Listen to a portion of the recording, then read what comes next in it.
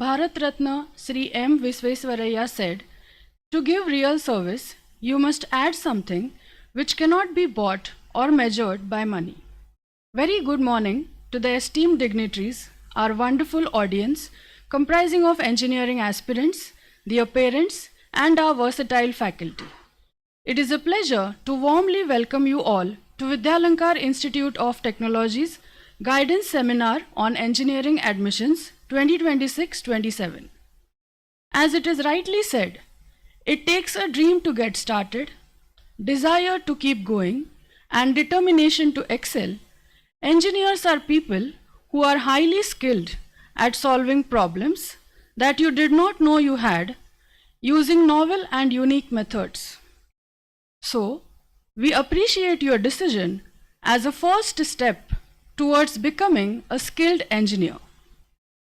In this seminar, we intend to provide solutions to all your queries pertaining to engineering admissions. We will also guide the engineering aspirants about the importance of various engineering branches, their future scope, and the choice-based education that is now possible due to the autonomous status conferred to VIT by the University Grants Commission. It is a privilege to introduce to you the distinguished dignitaries for today's admission seminar. With us we have today our guest panelists, Mr. Tushar Zambekar, Senior Vice President Mobitril, Mr. Gaurav Pandit, Manager Operational Technology Security, Deloitte, Mr. Prasad Trimukhe, Senior Analog Design Engineer, Analog Devices, our respected Principal, Dr. Sangeeta Joshi, and the moderator for today, Professor Pankaj Vanwari. We also have with us Vice Principal Dr. Varsha Bhosle, Chief Academic Officer Dr. Saurabh Mehta, Chief Operations Officer Dr. Amit Oak, In Charge First Year Engineering Dr. Uday Kashit, Training and Placement Officer Dr. Lokhande, Ms. Pratibha Shetty from Vidyalankar Group, and heads of all departments. I extend a warm welcome to our esteemed dignitaries, the visionary leadership of Vidyalankar, and all the participants who have joined us today. To begin this auspicious occasion, keeping up with our beautiful Indian tradition of invoking the Almighty's blessings, before we commence the session, may I request everyone to please rise for the Saraswati Vandana.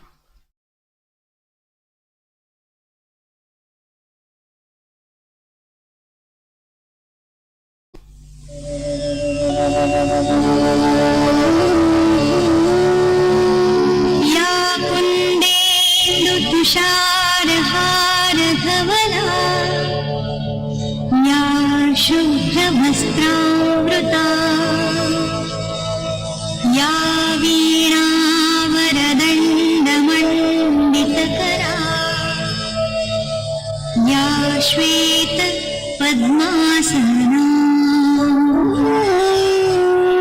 या ब्रह्माच्युतशङ्कर प्रभृतिभिर्देवैः सदा Vandita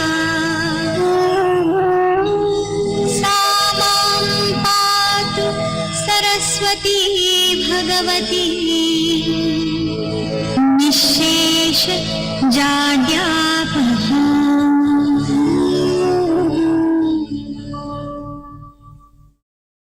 Thank you all. Please be seated.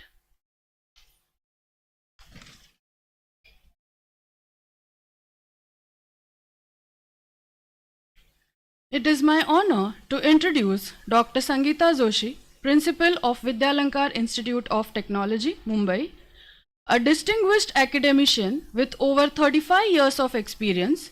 She is a PhD from IIT Bombay, an accomplished researcher, and an inspiring leader committed to excellence and innovation in technical education. May I now request our Principal Madam to share her views in today's guidance seminar.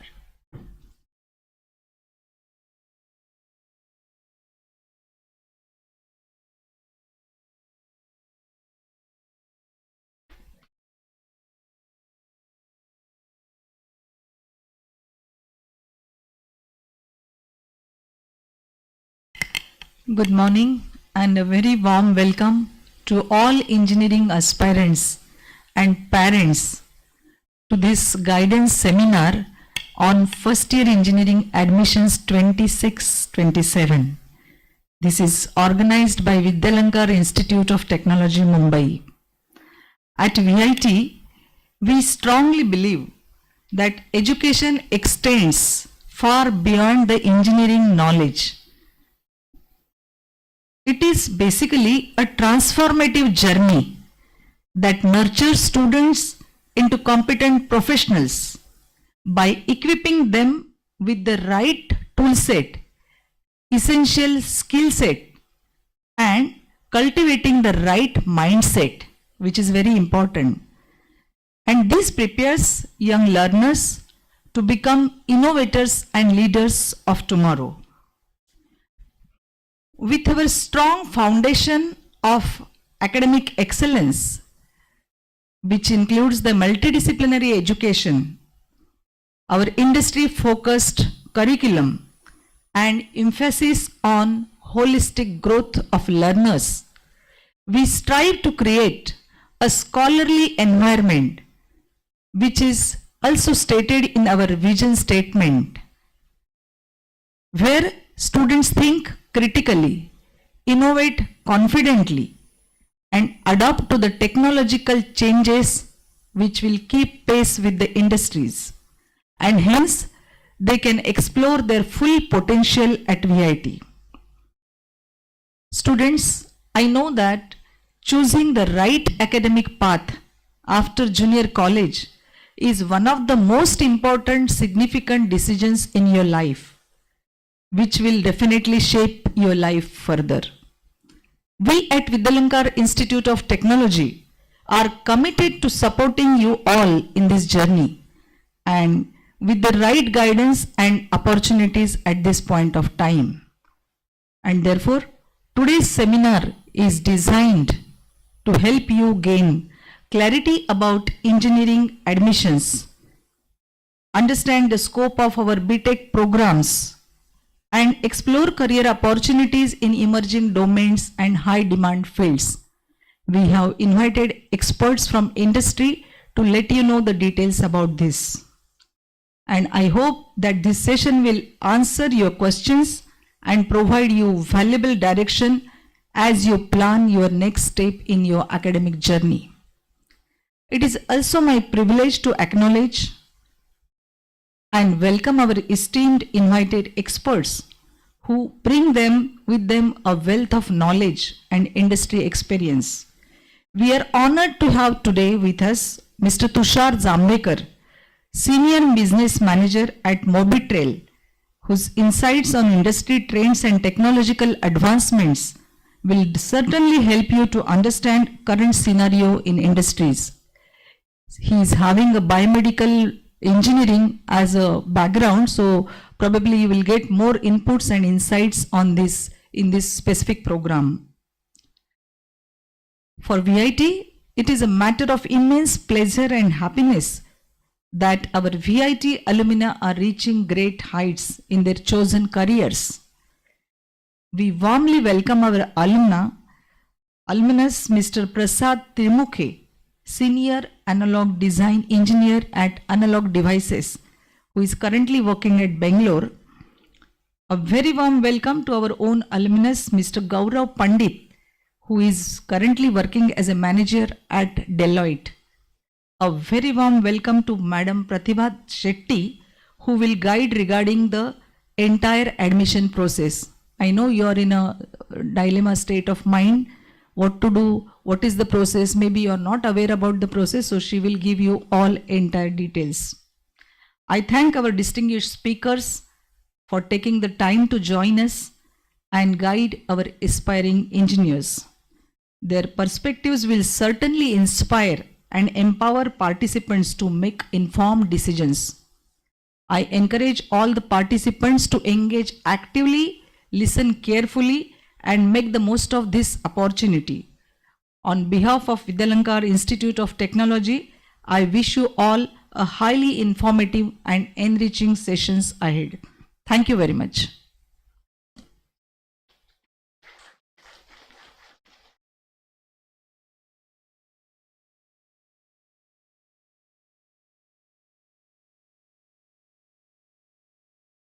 engineering aspirants. Dear aspirants, VIT is known to spread the radiance of knowledge and education far and wide. Inspired by the philosophy of student delight, every year VIT continues to progress in multiple spheres with the sole purpose to groom our students and make them competent professionals. Along with nurturing engineering and management talents at the undergraduate, postgraduate, and doctoral levels, the Institute also facilitates an academic and research environment that is conducive to knowledge creation. I would now request Professor Meenakshi Nandula, Department Academic Officer, First Year Engineering, to brief our attendees about the various initiatives, practices, and programs of our institute.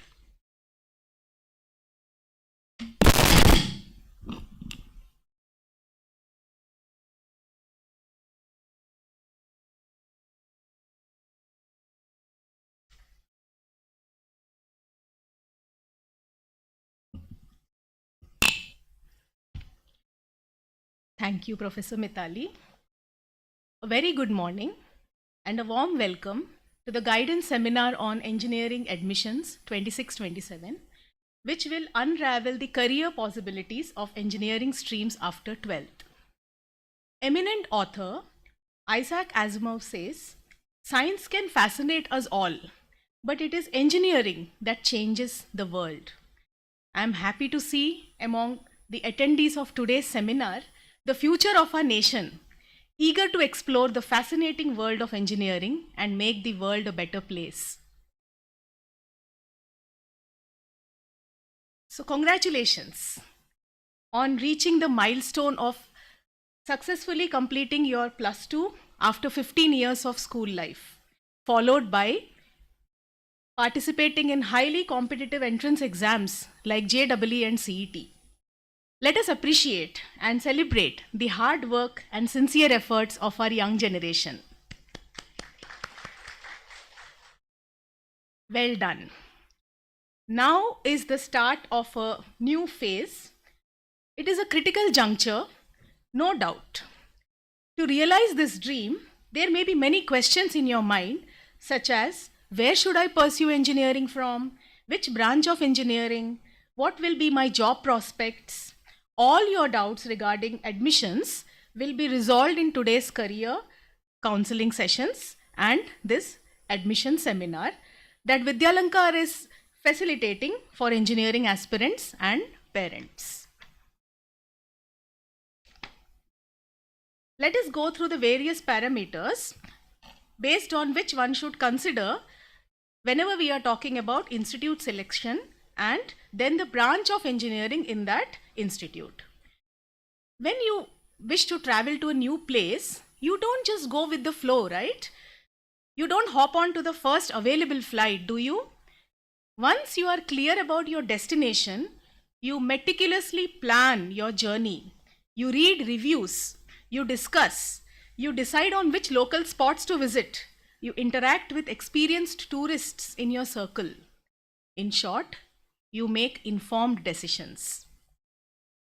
So when it comes to the question of selection of institute and what parameters of the college you should always consider, our advice is look at the bigger picture. First and foremost, you should be clear about your interests and career goals. Secondly, find out whether qualified and experienced faculty are available. Look into the infrastructure of the institute, amenities, whether the labs are well equipped, what are the placements like, what are the internship and higher education opportunities, what are the best practices the college is following regarding pre-placement activities.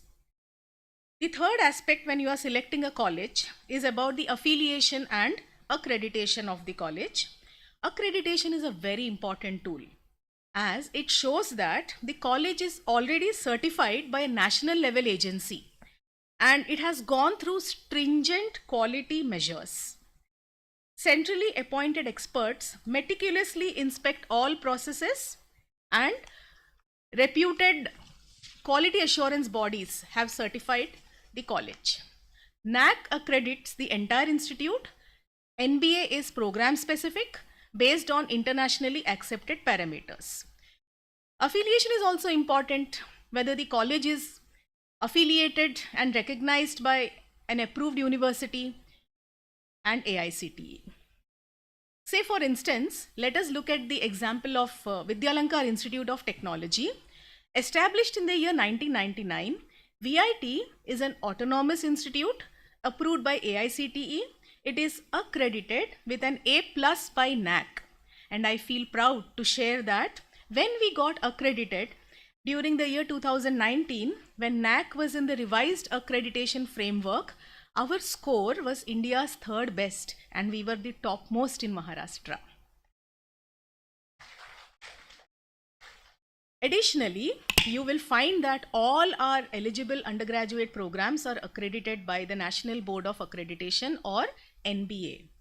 All our UG programs are permanently affiliated to the University of Mumbai. Autonomous status was conferred by the UGC in the academic year 22-23 and our curriculum is NEP compliant. I would also like to quickly mention a few awards which this institute has received. For instance, the internationally acclaimed Design Share Award for Architectural Excellence. We have received the Best Institute of the Year Thought Leadership Award by CSI TechNext Global Academia, for Innovative Pedagogical Approaches and Tools by CSI Mumbai, Distinguished College Award by the TechNext India, Top Institutional Theatre Design Award, and recently VIT bagged the overall championship first rank in one of the major categories in the 18th Avishkar Intercollegiate Research Convention at the University of Mumbai level. Now, after the bigger picture, let us focus the lens on branch selection. What are the career opportunities in the branch? What is the future scope? How is the curriculum of the college? Is it in sync with the industry requirements? Here also, you need to take well-informed decisions by seeking advice from career counselors, alumni, elder siblings, industry professionals.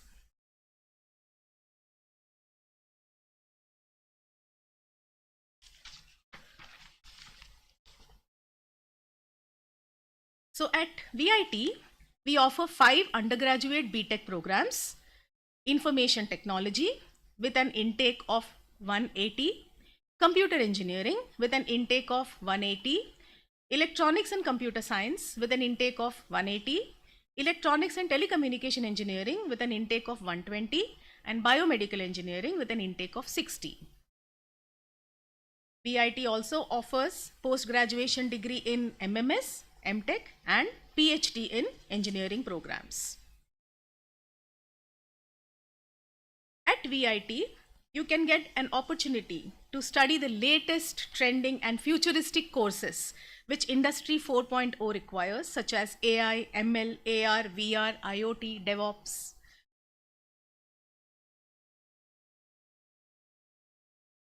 College years will be some of the best years of your life. And I'm sure all the parents seated over here will agree with me on this. Let us have a teaser of what is in store as a student of Vidyalankar Institute of Technology. VIT's mantra is student first. Students form the center of our Vidyalankar universe and all our initiatives revolve around them. Learner centricity and student delight hold great significance in everything we do. Being conferred with autonomous status by UGC has been an opportunity for us to implement new avenues for student development. VIT offers flexibility in academics and allows students the freedom to choose what works best for them. The synergy of our curriculum, pedagogy, and evaluation equips our students with the right tool set, right skill set, and right mindset required to achieve professional success. Let us have a look at the toolset VIT is offering. Clean and green campus with modern infrastructure that grooms global citizens. On the academic front, every classroom is air conditioned and has interactive smart boards to make learning an engaging process.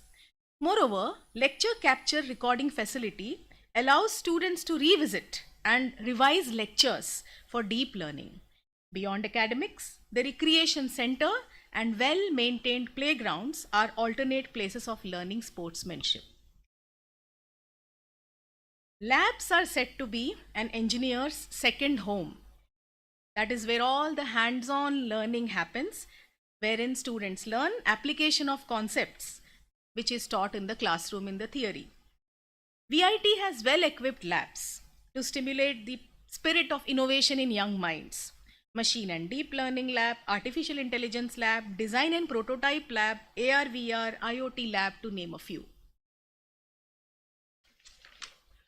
Now, our efforts are directed towards holistic development of learners. Research suggests that the left brain is associated with critical thinking, logic, analysis, reasoning, and problem solving. Moreover, we also provide opportunities to students to develop right brain capabilities such as creativity, empathy, emotional intelligence. In the words of Dr. APJ Abdul Kalam, all of us do not have equal talent, but all of us have an equal opportunity to develop our talents. We do this by offering a wide platter of curricular, co-curricular and extracurricular activities. The skill set of our students is built through our thoughtfully designed curriculum that builds a strong foundation of engineering knowledge in sync with industry advances and requirements. Our faculty are competent and highly qualified. In addition, we facilitate courses by international faculty and industry experts to broaden the horizons of learning of our students. It is said every student can learn, just not on the same day and in the same way. Our pedagogy integrates innovative technologies to lead students towards a joyful learning experience. Customized pedagogy takes care of the diverse learning needs of our students, be it giving thought-provoking assignments to advanced learners or mentoring learners who need more hand-holding.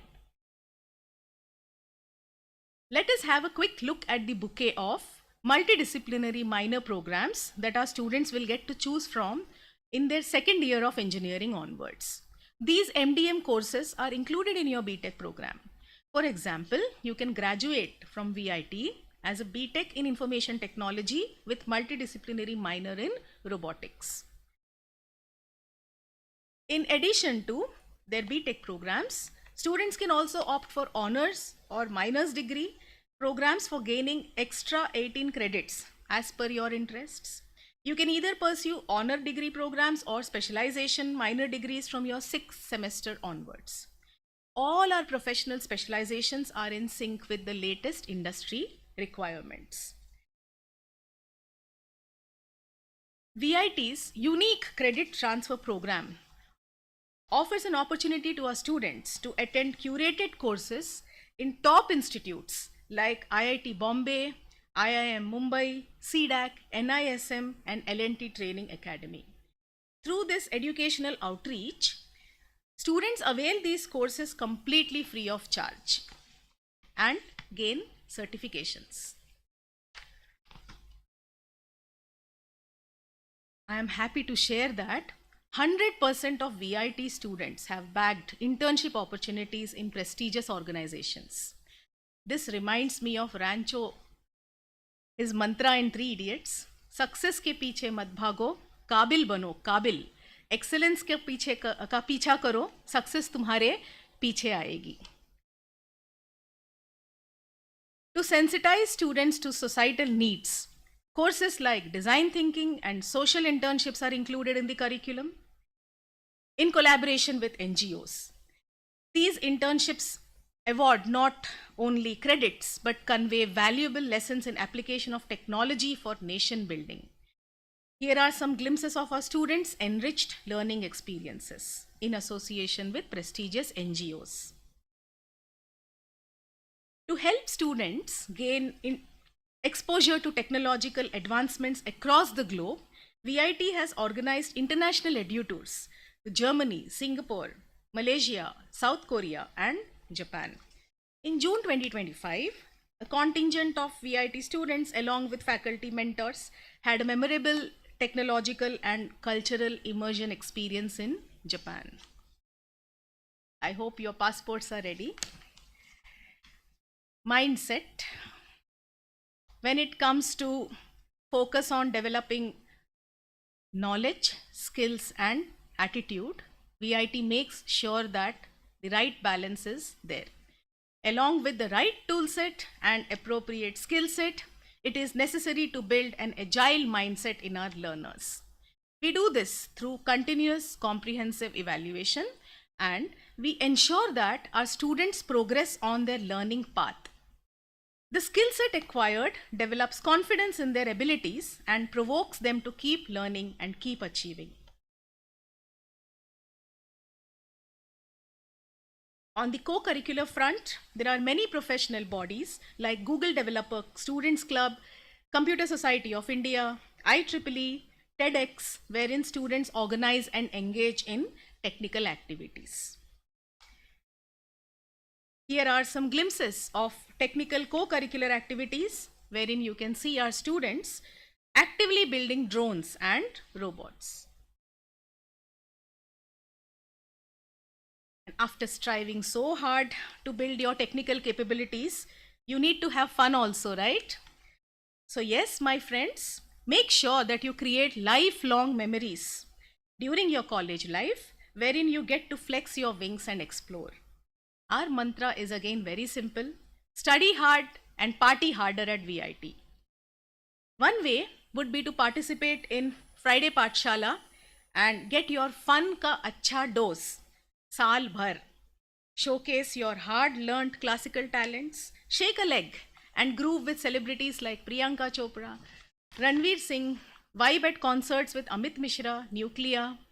You can get to play air hockey, pool, playstations and jam in the karaoke room in the popular Hangout Recreation Center 10.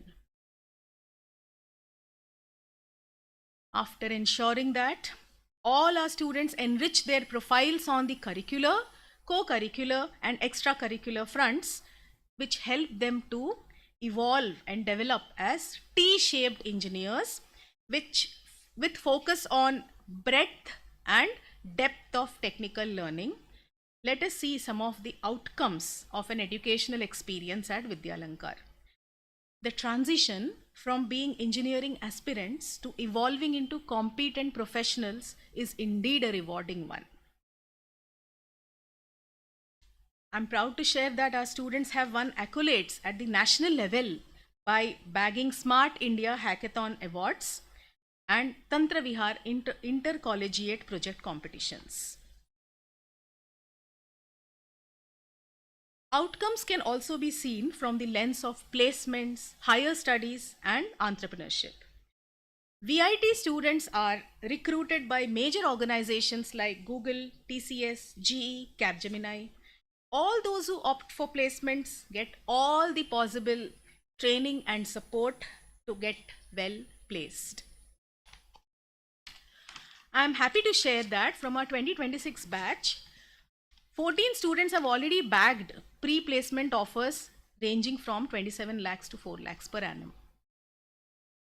Here's a look at some of our alumni who are working at top companies like Microsoft, Apple, Ernst & Young.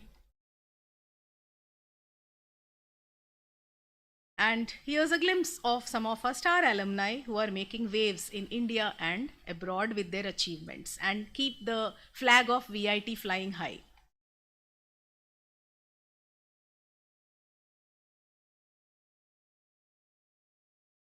And of course, some prefer to pursue higher studies. They go to IIT Bombay, IIT Madras, IIMs, Johns Hopkins, Stanford University.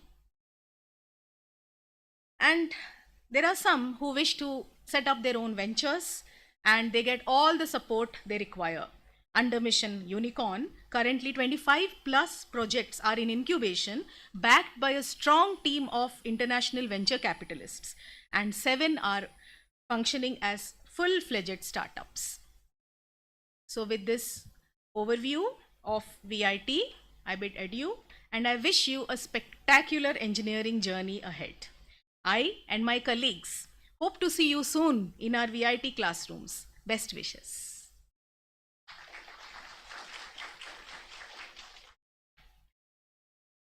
Thank you very much, ma'am, for sharing information about VIT. The Training and Placement Cell at VIT is committed to enhancing students' employability through structured training and career development initiatives. It is led by a senior and experienced person, Dr. Lokhande, the Training and Placement Officer, VIT. Dr. Lokhande is a professor in the Department of Computer Engineering at Vidyalankar Institute of Technology and a renowned expert in cybersecurity and digital forensics. He is recognized for his contributions to law enforcement and public safety. Honored with the Shield of Honor from the Indian Navy and the Yashwant Sanman Puraskar from the Government of Maharashtra, I now request Sir to share his insights on industry collaboration and the evolving skills required for successful careers.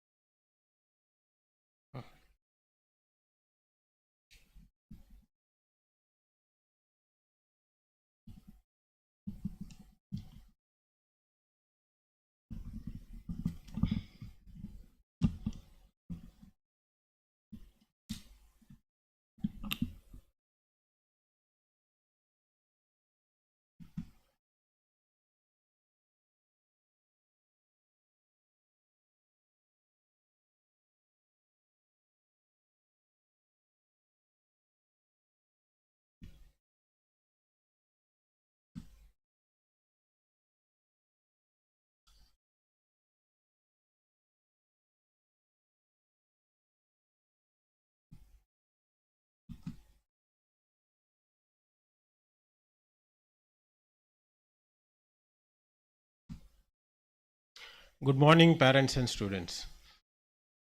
So I am the person will be with you during your engineering journey, before your engineering journey, and after your engineering. ध्यान से देख लो ये चेहरा. I am the person who is taking care of your lifelong ration. मेरा आज का जो भाषण देगा आपको जिंदगी भर का ration. So why engineering? And what is the career roadmap and the placement opportunity after engineering? So I am going to take you that. So if you want to be, do you want to lost in a crowd or you wanted to rise above the crowd? So if your answer is like you wanted to rise above the crowd, the Vidyalankar is the right place for you people. Now what you can expect from your career? This is the first criteria before choosing any engineering college. Placement कैसा है, placement कितना है, highest package कितना है. So these are some of the like questions into your mind and we are going to answer on that. So what you can expect from your career?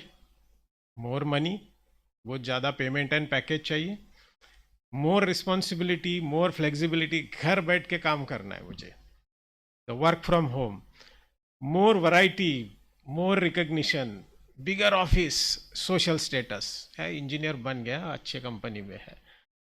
So is this like whether you fall into that category? Now the engineering will give you an age.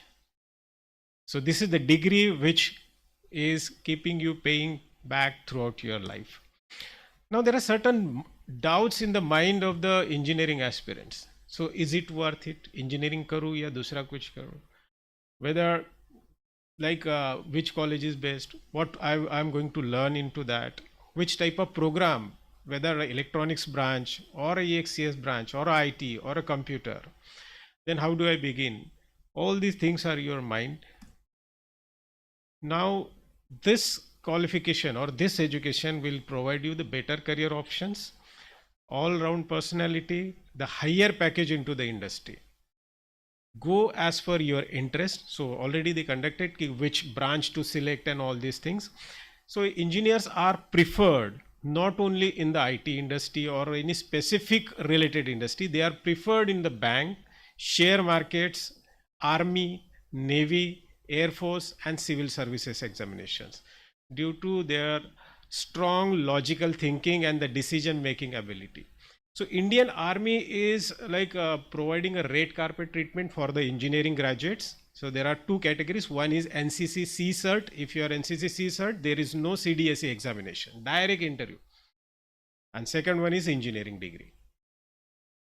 So this is all about like why engineering degree. Now the salary offered in for the 2026 batch, the 27 lakh is the highest salary that is offered. The average one is 6 lakh and the lowest we kept 4 lakh rupees. So all the offers, so we are also having a internship integrated program, means we are offering the internship, and the companies who recruit the student, they first put into the internship and then placement. So we call it as a PPO offer, pre-placement offer. Now what are the, how many number of companies will be visiting? Kitne company visit करती है? So this is like a figure that the number of companies are visiting for 2026, that as on today that is 105 companies and it is counting on. So we are providing the placement support till the month of December. Pass होने के बाद में भी, that's why I said कि you can, like I will be with you before your admission, during your curriculum means engineering and after your engineering also. Now, Indian Army, I already told कि there is a UES scheme, that is Unicity Entry Scheme. So beyond the corporate world, so after corporate, after doing your engineering, only company में job मिलता है क्या? नहीं. Other than company, who all are recruiting? The biggest recruiter is the Indian Navy, Indian Army and the Indian Air Force. So through the UES scheme, Unicity Entry Scheme. Now why engineering education? So UPSC result, if you see the UPSC result, Union Public Services Examination, that is IAS and IPS officers. So engineers, they dominate the civil services examinations, and as per the report, which will be tabled into the in front of the standing committee, 70% those. Okay, the national anthem, 11.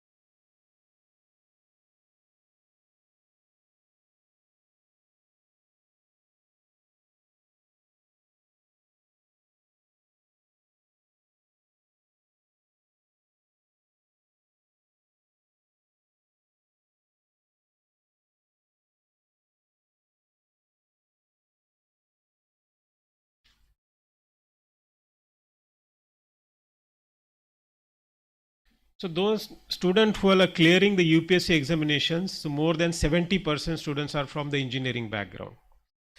So this is the data of the 2017 to 2021. Out of 3,337 candidates who are selected for UPSC, 2,540, around 76% candidates are from the engineering background.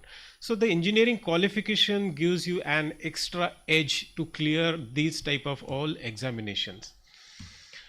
Now, do you know these personalities? So whether doing the engineering education, so you will be stick with the corporate world or the company. Now you can see all these personalities, the common thing is they all are engineers. The Kumble, then Dr. APJ Kalam, Kalpana Chawla, Arvind Kejriwal, so ये सारे engineers हैं. Now, what are the career opportunities after like completing your BTech into the computer engineering? So these are some of the job profiles. These are some of, not specifically or only profiles. So the programmer, it may be C, Java, PHP, .NET, according to your skill set. The DB administrator, mean database side, network, hardware, software tester, QA, QC, then web developer, software architect.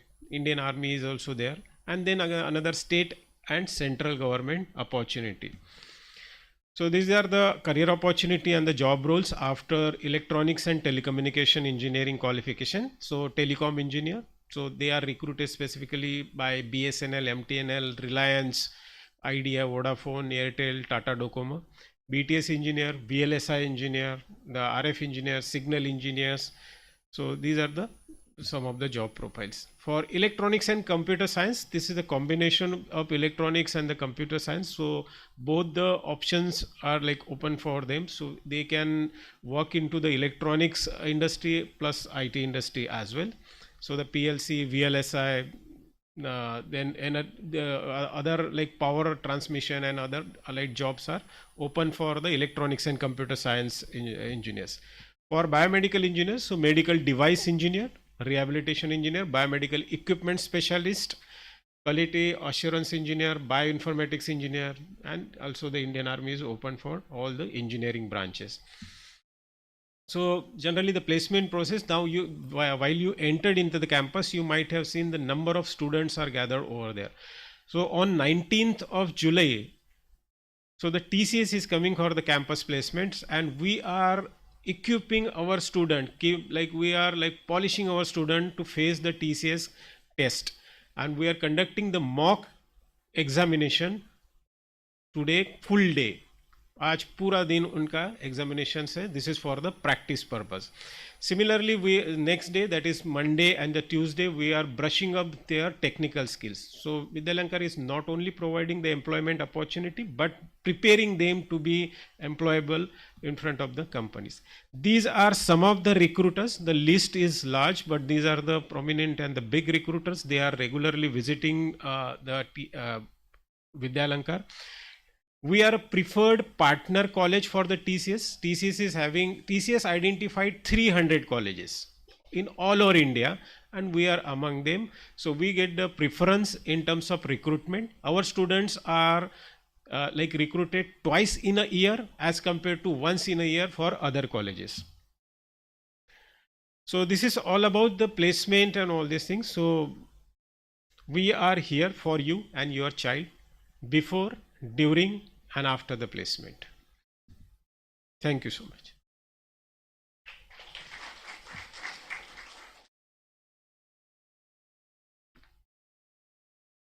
Thank you, sir, for your valuable insights. I now request our guest panelists and Principal Madam, along with the moderator, to be on the dais. I invite Mr. Tushar Zambekar, Senior Vice President, Mobitril. Yes, sir. Mr. Gaurav Pandit, Manager, Operational Technology Security, Deloitte. Mr. Prasad Trimukhe, Senior Analog Design Engineer, Analog Devices. Our respected Principal Madam Dr. Sangeeta Joshi, and the moderator for today, Professor Pankaj Vanwari.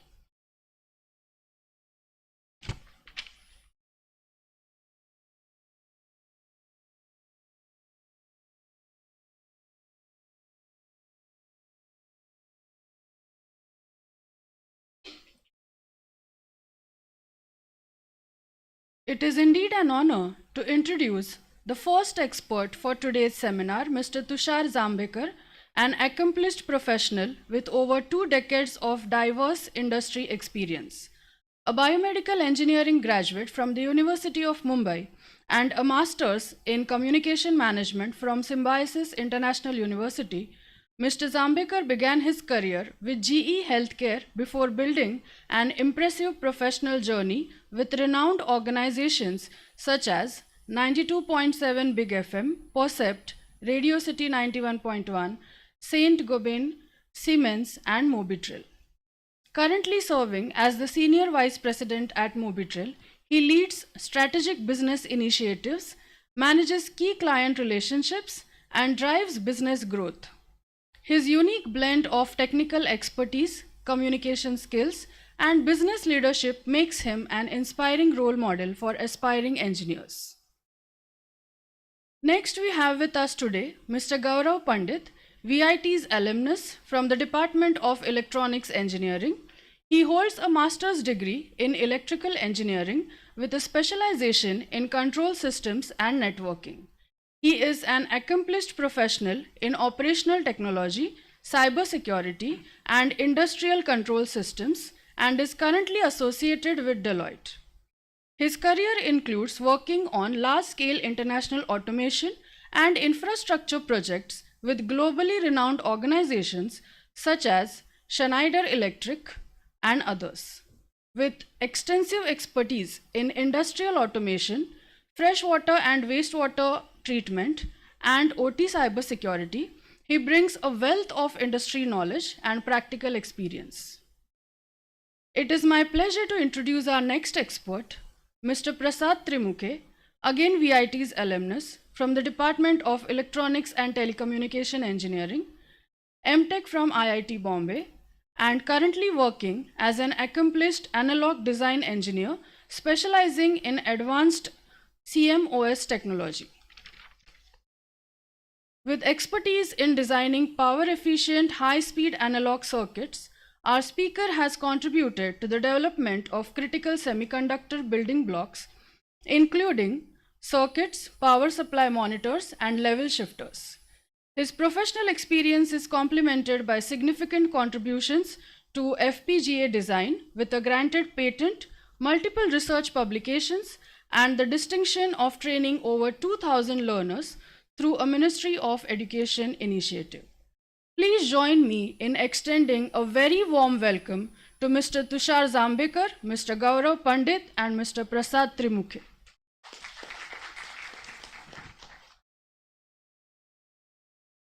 We will now commence the panel discussion with our esteemed guests and our principal.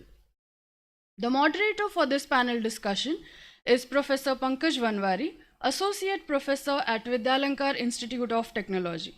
With over 2 decades of experience spanning academia, research, and industry, Mr. Vanwari has made significant contributions to teaching, learning, development, and technology-driven research. Now I request Professor Pankaj Vanwari to proceed with the panel discussion with our esteemed panelists for today.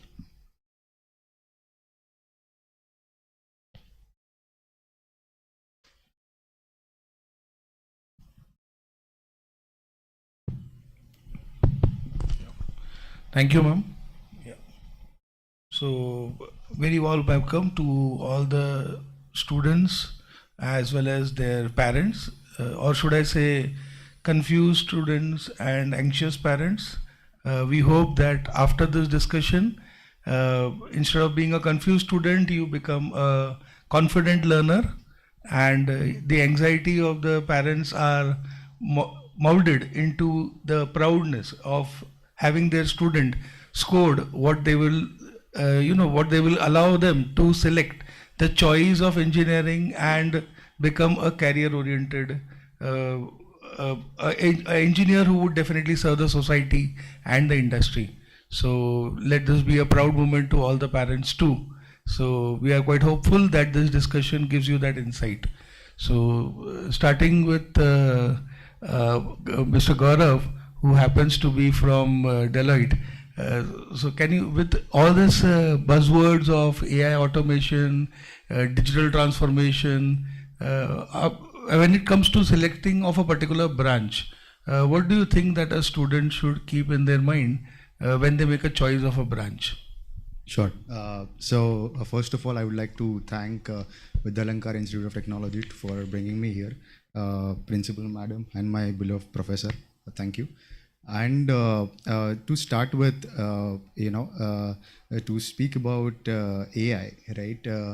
There is a quote I would like to quote when I was going through certain social media, when I got to know that, the innovation of refrigerator, right, didn't make that much business, but the application of it, right, Coca-Cola or Pepsi made a lot of business out of it, right? And that is very important for us. So in terms of going for AI and learning that, you should make use of that, how I can apply that in my day-to-day aspects, my research, my how I can make use of it to reduce my lead time. In general, if I'm able to do my certain things in probably 1 hour, with the use of AI I can do in half an hour or so. So in terms of that, selecting any branch, right, it is I know it is a difficult task for everyone to take it up as of now, but you should speak to your peers, colleagues, and the industry leaders, so that you can get that what all opportunity you have in near future. And of course, AI is something, a revolution we see in current trends right now, which is a transformational, which is impacting and gonna impact all our life.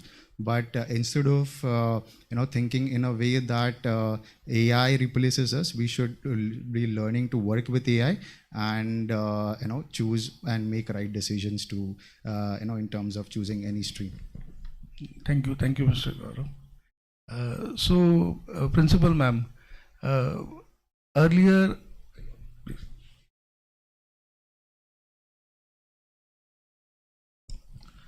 when I remember I being a student after +2, I had confusions in the branch like computers, electronics, electrical, civil, construction, all basic engineering sciences. But today these students are having choices like computer science, IT, artificial intelligence, data science, artificial intelligence with data science, cyber security. There are so many specialized engineering. So what should the student actually focus on when it comes to making a choice of a specialized engineering versus some of the traditional engineering branches? So when 3 to 4 decades back I did my engineering, there were only 3 branches: civil, mechanical, and electrical. And there were later on para-engineering branches came up, like for civil engineering, civil water management, for mechanical production engineering. But what the trend and attitude or mindset was, better to do in a core branch, because anyway you are getting a core knowledge, a breadth of a knowledge you are getting. And in the focus specialized things you can do either in a PG or you can do with additional courses. Those days MOOC courses and all were not there. You will have to do the PG courses. But currently, what Pankaj very correctly pointed it out, students are getting more confused. There are so many branches. If you look at that DT brochure, you will find listing of so many programs in a single college: data science, data analytics, cyber security, what to do. So my personal opinion is that in a college, again I would say, now mechanical, civil and electrical have been converted into, now those 3 are there, but still they are added to the computer and IT. These are become the core branches of all IT allied branches, that I would say. So it is always better to get a core IT allied branch like computer engineering or information technology, because in these days, especially in VIT, we are having the program elective tracks from semester 5 onwards. We are giving the 18 credits to the students in a specialized domains like AI/ML, data science, cyber security, next generation cyber security, blockchain. There are many, there are total of 8 program elective tracks wherein you are getting a substantial knowledge about the emerging domains. Not only that, but we are also having from semester 6 onwards honors and minor programs, wherein also we are actually opening the emerging domains. So these additional 18 credits, honors minors is an optional program. So the student who would like to get admission or who would like to seek the knowledge of AI/ML, they can choose program elective track as AI/ML and even honors minors as a next gen AI/ML to go into the depth of the knowledge. But you will be called as a computer engineer with specialization or minor or honors degree in these branches. I would say that would be more better. And even today, MOOC courses are so many things. And just now I was talking to Jambekar sir and he said, I just asked him in your company what is the skill set or which faculty students are required. I mean computer, IT, biomedical, that was my question to him. He said, we do not see any basic branch. We only see the skill set. Maybe civil engineer having a skill set in Python or AI/ML, we are ready to take them. So today what is important is skill set is important. So making a choice based on the branch and getting more placement or employability chances probability of employability, that is, in my opinion, it is a myth. The work you weigh, your efforts will ultimately make your future, which will shape your future. And therefore, I would say computer IT, you take and additional things are always there. At least in our college, we are providing these tracks. In other college, probably tracks may not be there, but honors minors is everywhere there, wherein you can gain the knowledge in emerging domains. I hope I have Thank you. answered. Yes, ma'am. Thank you. So I hope that means you can even defer these higher level of confusions. Go ahead with some core engineering and see the opportunities that you can specialize at a later stage, because these emerging technologies keep changing at a very rapid pace. We had not heard of this ChatGPT and AI 4 years back. So nobody had heard of it, to have such a high impact. So what comes in eventually becomes a big bubble within a short span of 1 to 2 years. But the core engineering continues to give them the required skill set, which I was also like to know in more detail from Mr. Gaurav regarding the skill set that you look out for, and instead of just not focusing on the branch that the student is coming from. So can you please highlight that details? So the interview process or the selection process that we run, we start with a very simple aspect that there are certain things that we expect that every candidate should be aware of. These are basics, and we give them a small program or a small logic just to be created. At the end of it all, what we look at is an approach. What is the approach? Is the approach in the right direction? If that is set, if you're looking to approach things in the right way or the way that we expect, it's all good for us. We are not looking at whether you're coming from a computer background or not. But if you have the right mindset, you have the right approach, you're the right person for us. The skill set in terms of training you on a language or a platform is something we will handle, because ultimately when we are recruiting, we are expecting to draw some kind of output from you. So it is up to us to ensure that we are getting the right output. It's for us to also understand that you have the right approach. That's it. I mean, there's nothing great that we are looking at. We are not looking at meritorious students or only people who have qualified beyond a certain CGPA. No, all that is fine. As long as you have the skill sets, that's what we are looking at. Thank you. Thank you, sir. So coming to one of our alumnus, Mr. Prasad. Which means even you happen to be from electronics and now associated with a lot of other inter-domain. So technologies are fast moving in, right from semiconductor technologies, 5G, 4G, 6G now moving in, in telecommunication as well as VLSI. So we hear so many things in parallel with AI. So when it comes to a skill set development and a branch selection, how should the student strike a balance in this thought process? Okay, so yeah, I might be the most youngest on the panel, so might be able to connect with you all in a more professional way. So my answers might not be very straightforward, and it would be like to make you people happy. First of all, I would say that you all are confused. I was at that point 12 years back, same college, sitting the same positions you are, thinking ki kya karna hai aage? No idea. But right now, the boom which you listen, right? To give you a one-liner answer, what other panelists said is completely true, and I agree with them. Choose something that is core engineering, which comes out to be mechanical, electrical, computer science. So all these are core branches. And the reason why I would say is that you people are confused is because of the inefficiency in the knowledge which you currently have. That's not something which is your problem, but that's something which the technology trends goes on. So I just want to know how many people know this term AI. Just raise your hand if you know what is AI or else heard of it. AI, yeah.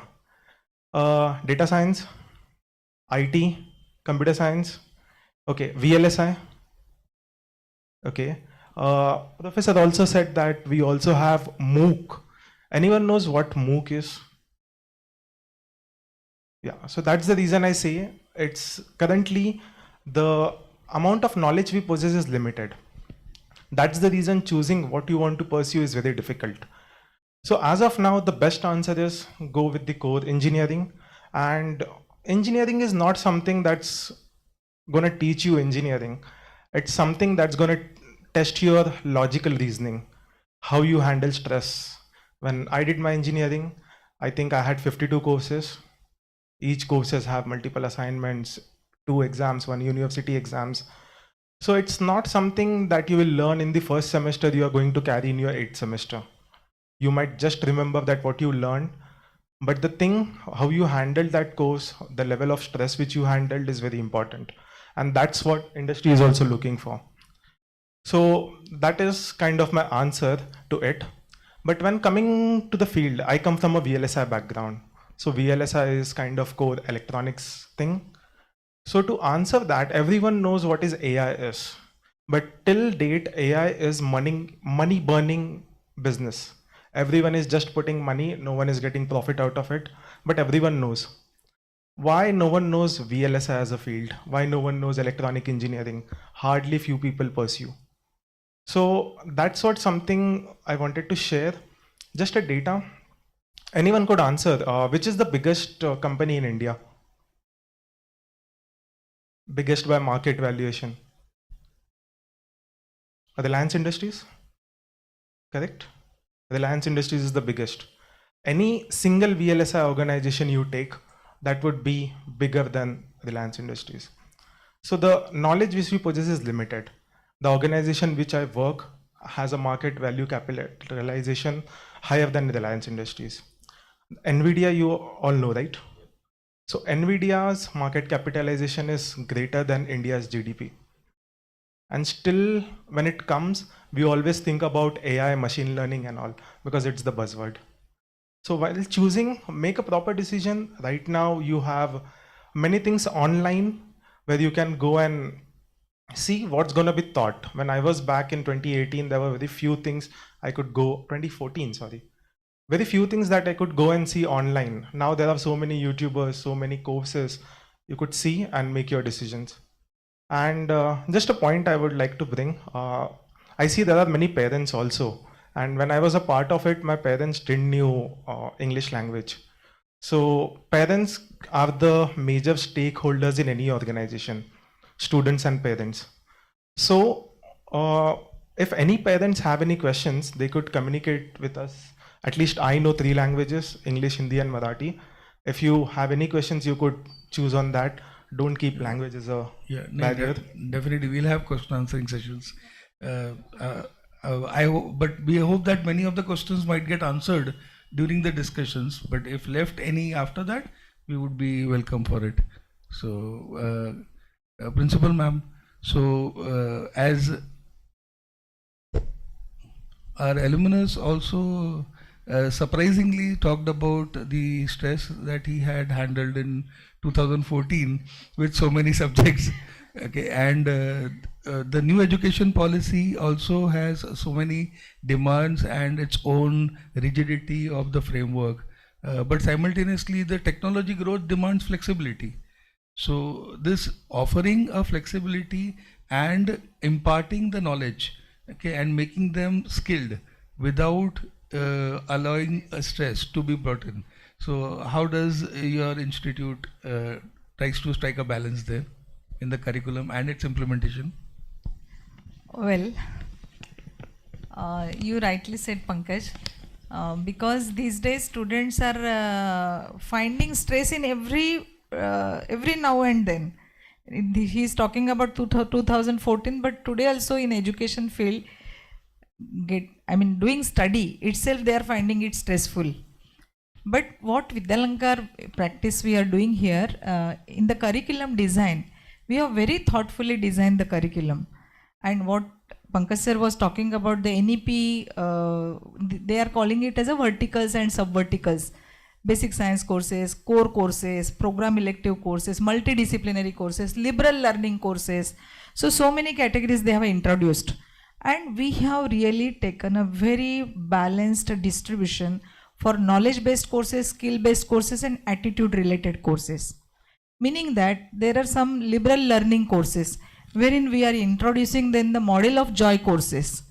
I mean, that is wellness, doing yoga, and then mindfulness, understanding what is happiness, understanding what is sports, then hobbies, then nutrition, healthy life. So all these are introduced in the first 4 semesters. And subsequently, what he is telling about academic flexibility. There are many such baskets or verticals wherein Vidyalankar is providing lot of academic flexibility. I will just say, for example, multidisciplinary courses. The madam has listed in the PPT, there are 5 tracks we are running. If you find some other colleges, you will find that one specific course is given, suppose in biomedical engineering, one C programming is given to biomedical engineering, they call it as a multidisciplinary. For electronics and telecommunication, some AI course is given and they call it as a multidisciplinary. In Vidyalankar, that is not the case, because advanced emerging domains are incorporated in all the program curriculums. Over and above that, we are having multidisciplinary tracks in 5 disciplines, separate disciplines: robotics, business development, innovation, computer science, bioinformatics. And any students can make a choice of any of these tracks, and subsequently he will take the courses, 14 credits from the same track he will do. What does it mean? It means we are providing a depth of a knowledge in the same discipline rather than giving you pieces of courses in every semester and calling it as a multidisciplinary. So that kind of academic flexibility Vidyalankar is providing. That means for 14 credits we are giving you 72 credits options, 70 credits options. Likewise, for open elective basket, we are giving lot many options. And even in the program elective tracks, there are 4 tracks available per program, and you are supposed to make a choice of one track. If you like VLSI, as Prasad rightly said, that you can make a choice. IoT you can make a choice. Data science you can make a choice, or AI ML you can make a choice. So lot of flexibility is there. And as you said, for the careers also, whenever they are doing the careers, whether they are going for placement, higher studies, or entrepreneurship, accordingly various opportunities and platforms are also available in Vidyalankar. So we are overall looking for a multidisciplinary and holistic development of a student. We are preparing them for a life and not for employability and for higher education. So that is the whole idea behind the curriculum design, and that is how we received from Computer Society of India Thought Leadership Award because of our this curriculum design. Thank you. Thank you very much, ma'am. So, Mr. Tushar, as Madam mentioned about inclusion of multidisciplinary in new education policy, do you look for a student having a more specialized depth knowledge in their branch of engineering? So let's say if you are hiring a biomedical student, you want the student to have the knowledge of only biomedical, or you prefer if they have a blend of multidisciplinary knowledge like AI also to be known to a student. Similarly, any student from a specific branch, if has a knowledge of other disciplines, is this an add-on, or is this a something that a student has lost in their core branch? I would say the idea behind biomedical engineering itself needs to be understood by people. I mean, it's good to know that we are still thinking that yes, core engineering will get you a job. Biomedical engineering, as I said, is specialization. I mean, even when I chose the course in 1999, and most of my family was like, what are you doing? It's not something which is in, it's not IT, because that around 2000, because of the Y2K, IT jobs were in boom. So anybody who did even a course from NIT was getting a job. And you are choosing something which is not known. People are asking me, what is biomedical engineering? And I think it still stands to this day when I tell them that yes, I'm a biomedical engineer, wo kya hota hai? That's the next thing that people usually follow it up with. But today when I am a recruiter, I look at it from a very different angle. The reason being that even biomedical as a field has evolved beyond a certain point. Now, at that point in time, systems, hospital equipment, hospital machinery, everything was a lot, you could say, in terms of analog.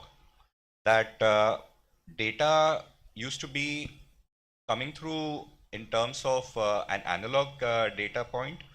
So even a CT or something, we used to use a lot of analog instruments inside. By the time I was getting through with my career in GE, everything started getting digitized.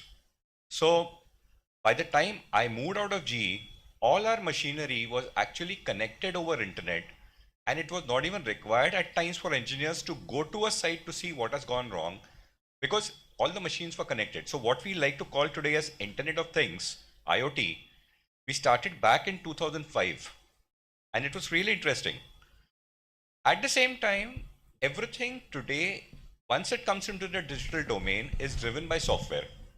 So I was actually very happy that there was actually a biomedical computing lab under the infrastructure that was maintained, because biomedical, yes, today has become a software-driven process, a heavily software-driven process.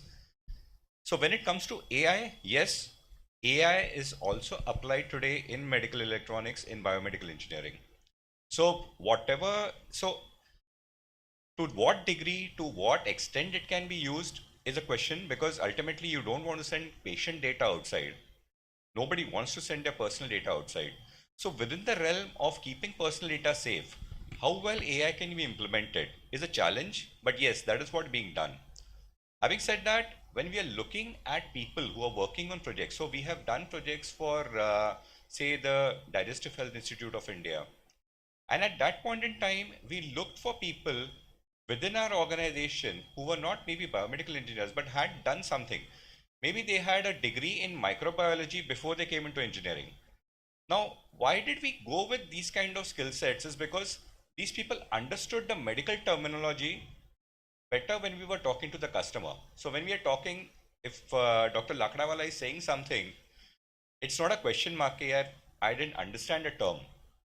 It makes a lot of sense when somebody with specialization is sitting in front of you, because even the doctor or the person who's talking, the client feels happy that yes, there is someone in front of me who may be from a software domain, who may be ready to build me a software, but he understands my terminologies. He understands my language. That is the biggest comfort that can come for any person who is sitting in front of a customer, that yes, he is his domain expert, but he also understands my language. So these are the kind of transitions, you can say, the crossovers that you may like to talk about, where actually having knowledge of multidiscipline makes a lot of sense. If you're making a hospital automation software tomorrow, it makes sense where a person firstly understands the working of a hospital. I'm sure biomedical engineering also has a hospital management as a course that comes as this thing with it. Yes, yes.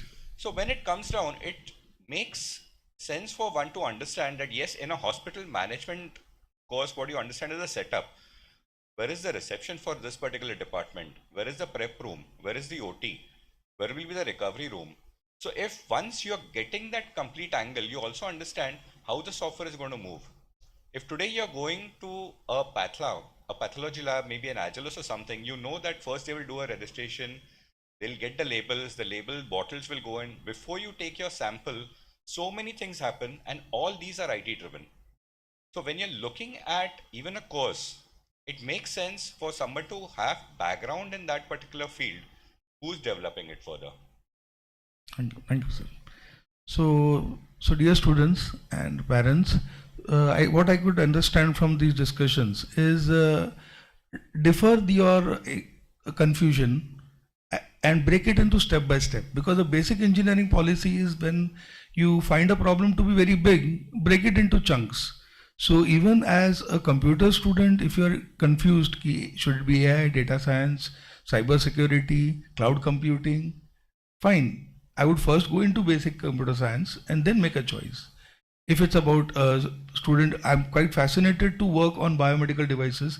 I'm wearing a Fitbit, which is a biomedical device, and IoTs are in, and I would like to go with medical AI in healthcare technology. So I would go ahead with it, but would it keep me out of computer science?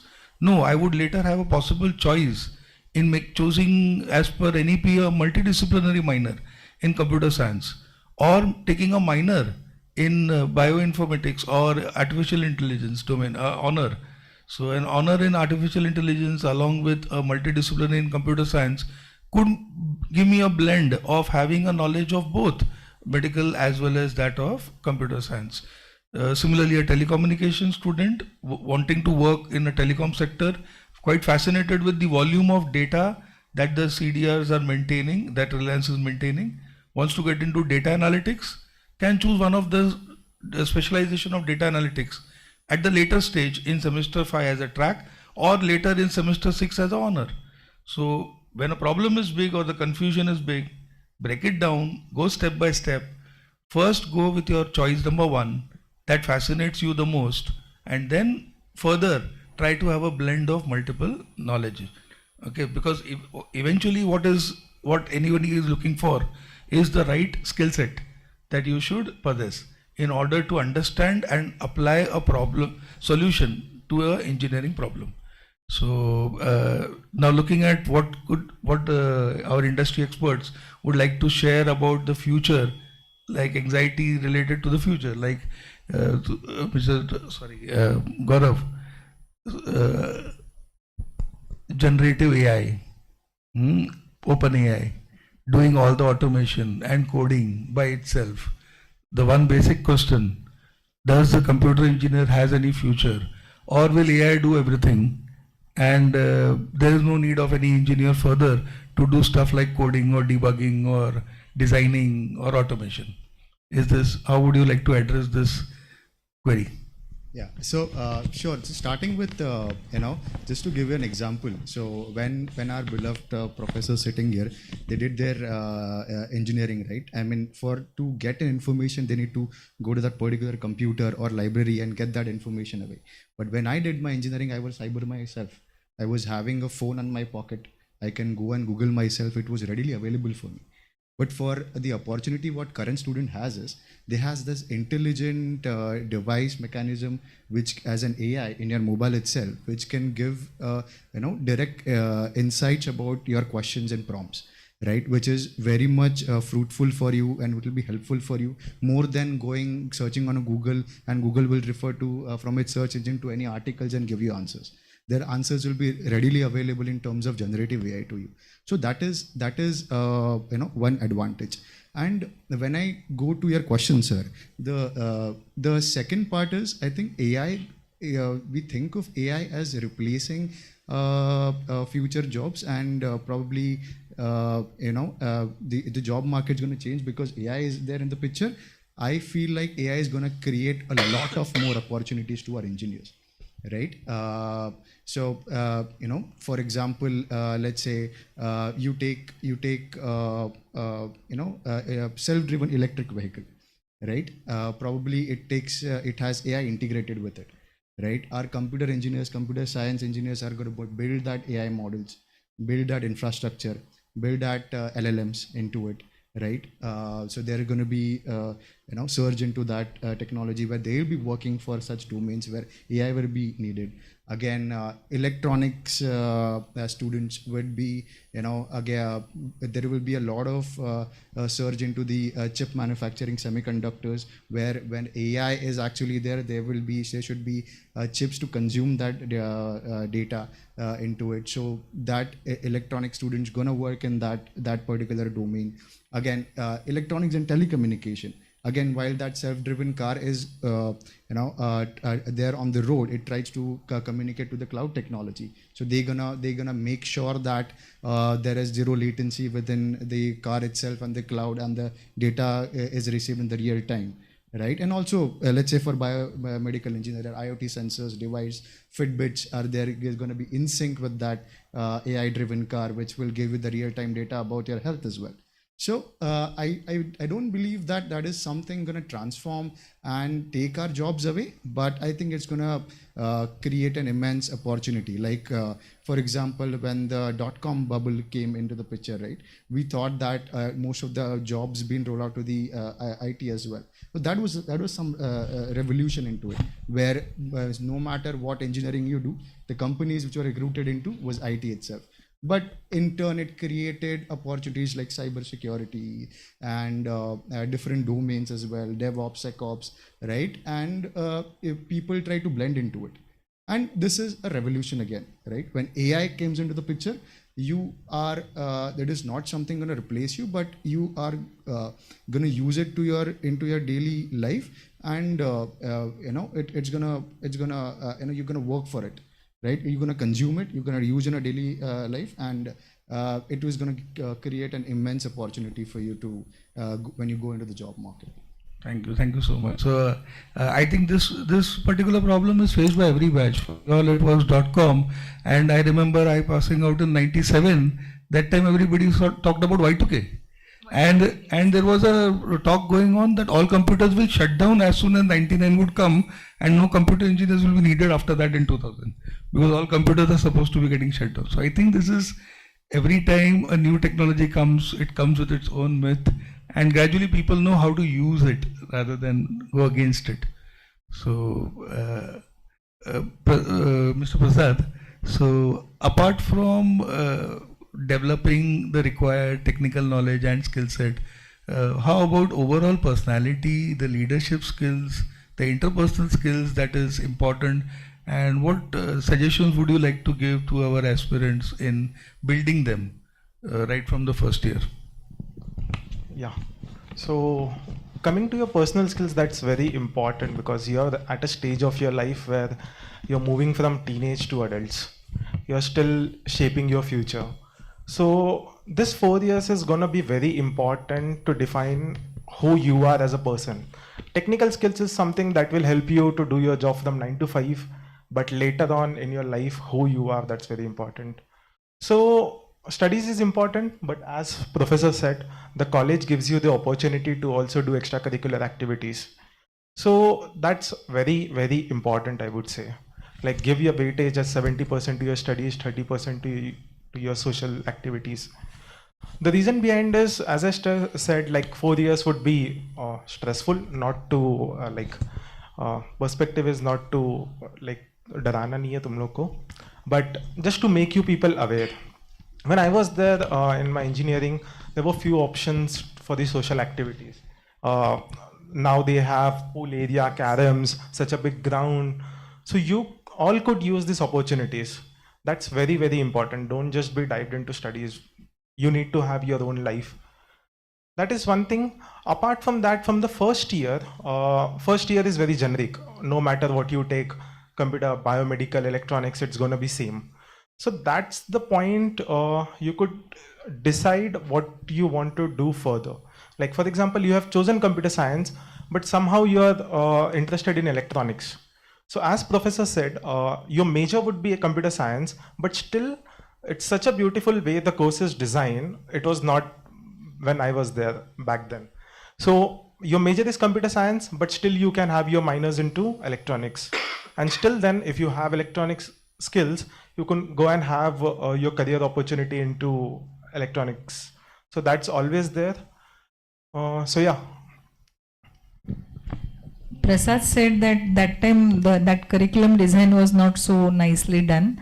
But let me know, I'll tell you that time we were affiliated to University of Mumbai and bound to follow their own curriculum. We received the autonomous status in 2022. We received the autonomous status, and thereafter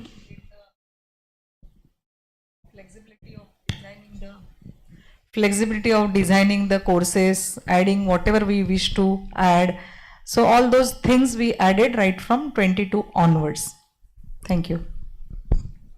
Just to add, that's a very beautiful way the course. Okay, this also. Okay, the reason why I say is the curriculum this way is designed as the way all the IITs operate, or else all the foreign universities operate. You must have seen on any of the LinkedIn bio, they might have written majors in this particular, minors in this. So the major and minors concept was not there before, but right now, even if you think you have chosen slightly off branch, still you have the option to later on go and correct it.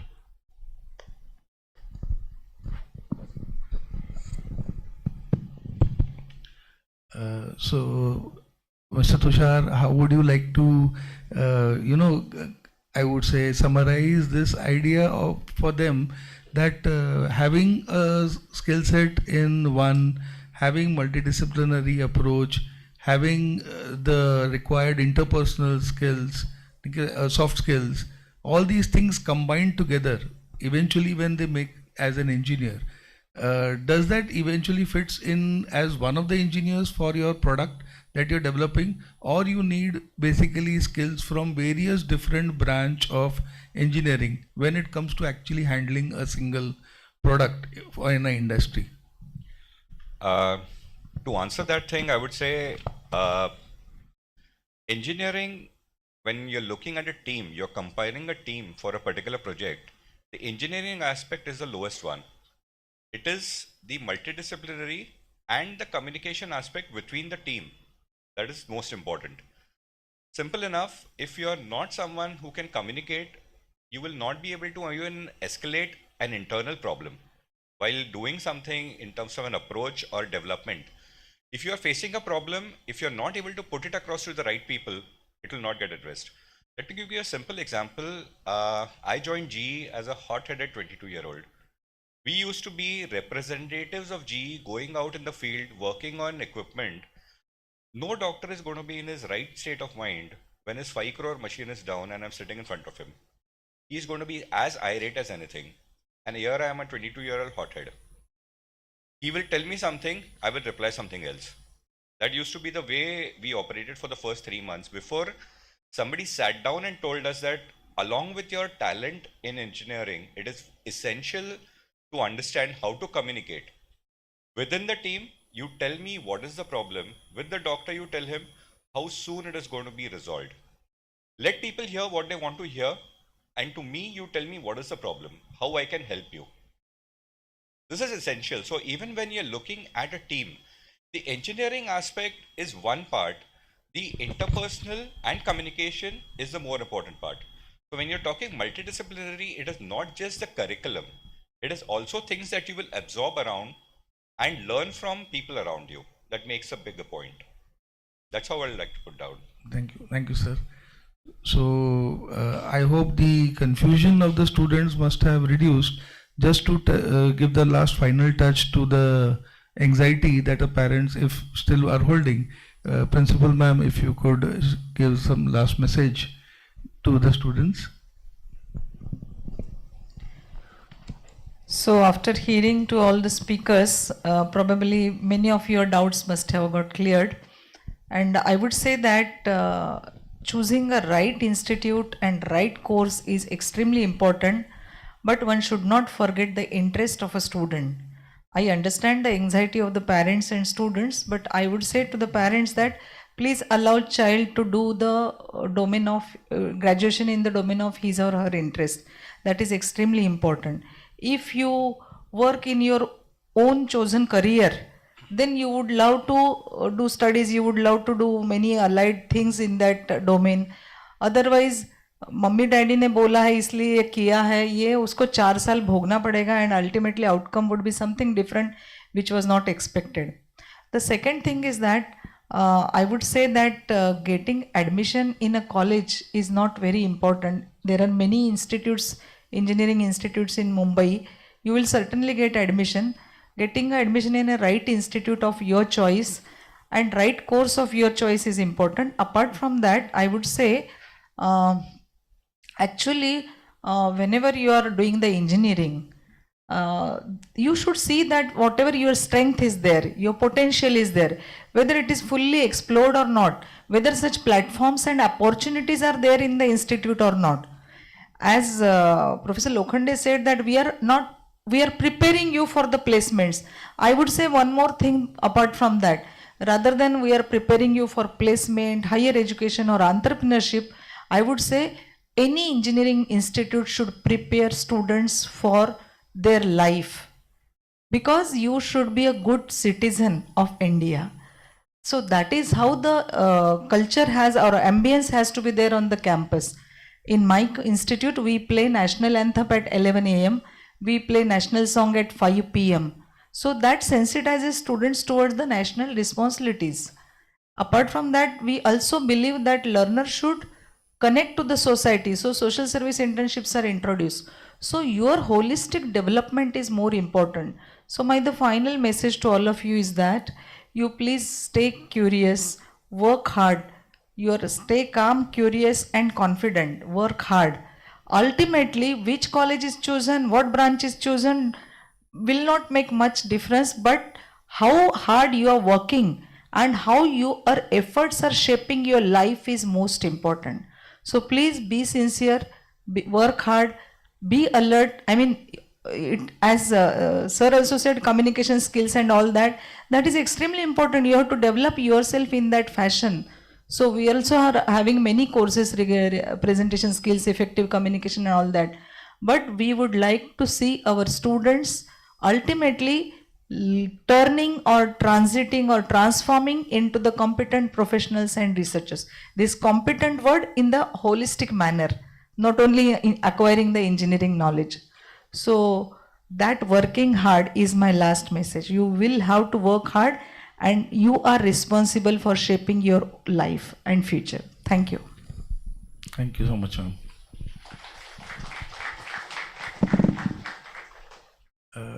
We are open to questions. If anyone has, you can either ask generic to be answered by any panelist, or if you have anything specific, you can direct the questions accordingly.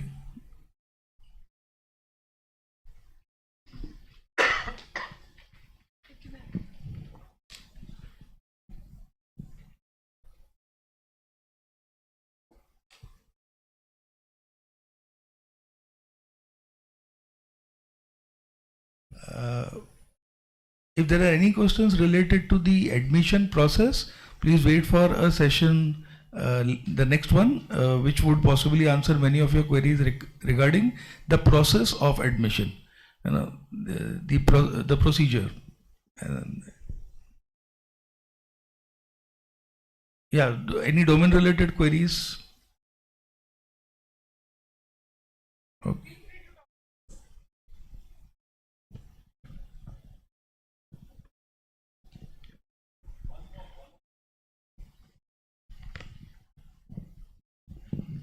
Good morning. Myself Naresh Pawar. I have two kids. One of my elder one is already in VIT. He has taken EXTC, and he is Hardik. He has completed his 12th and he has secured 86.5. Now, what do you suggest? He should go for EXTC or computer science?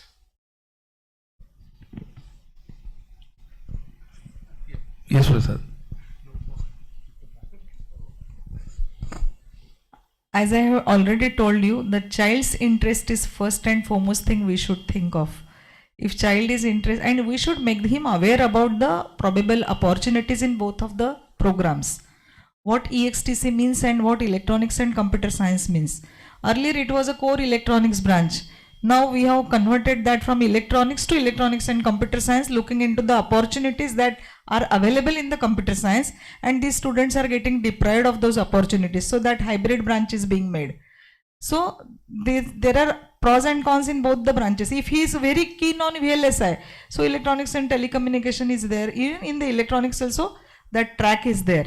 Opportunities, as long as electronics is concerned, these are available equally in electronics and telecommunication as well as the electronics and computer science.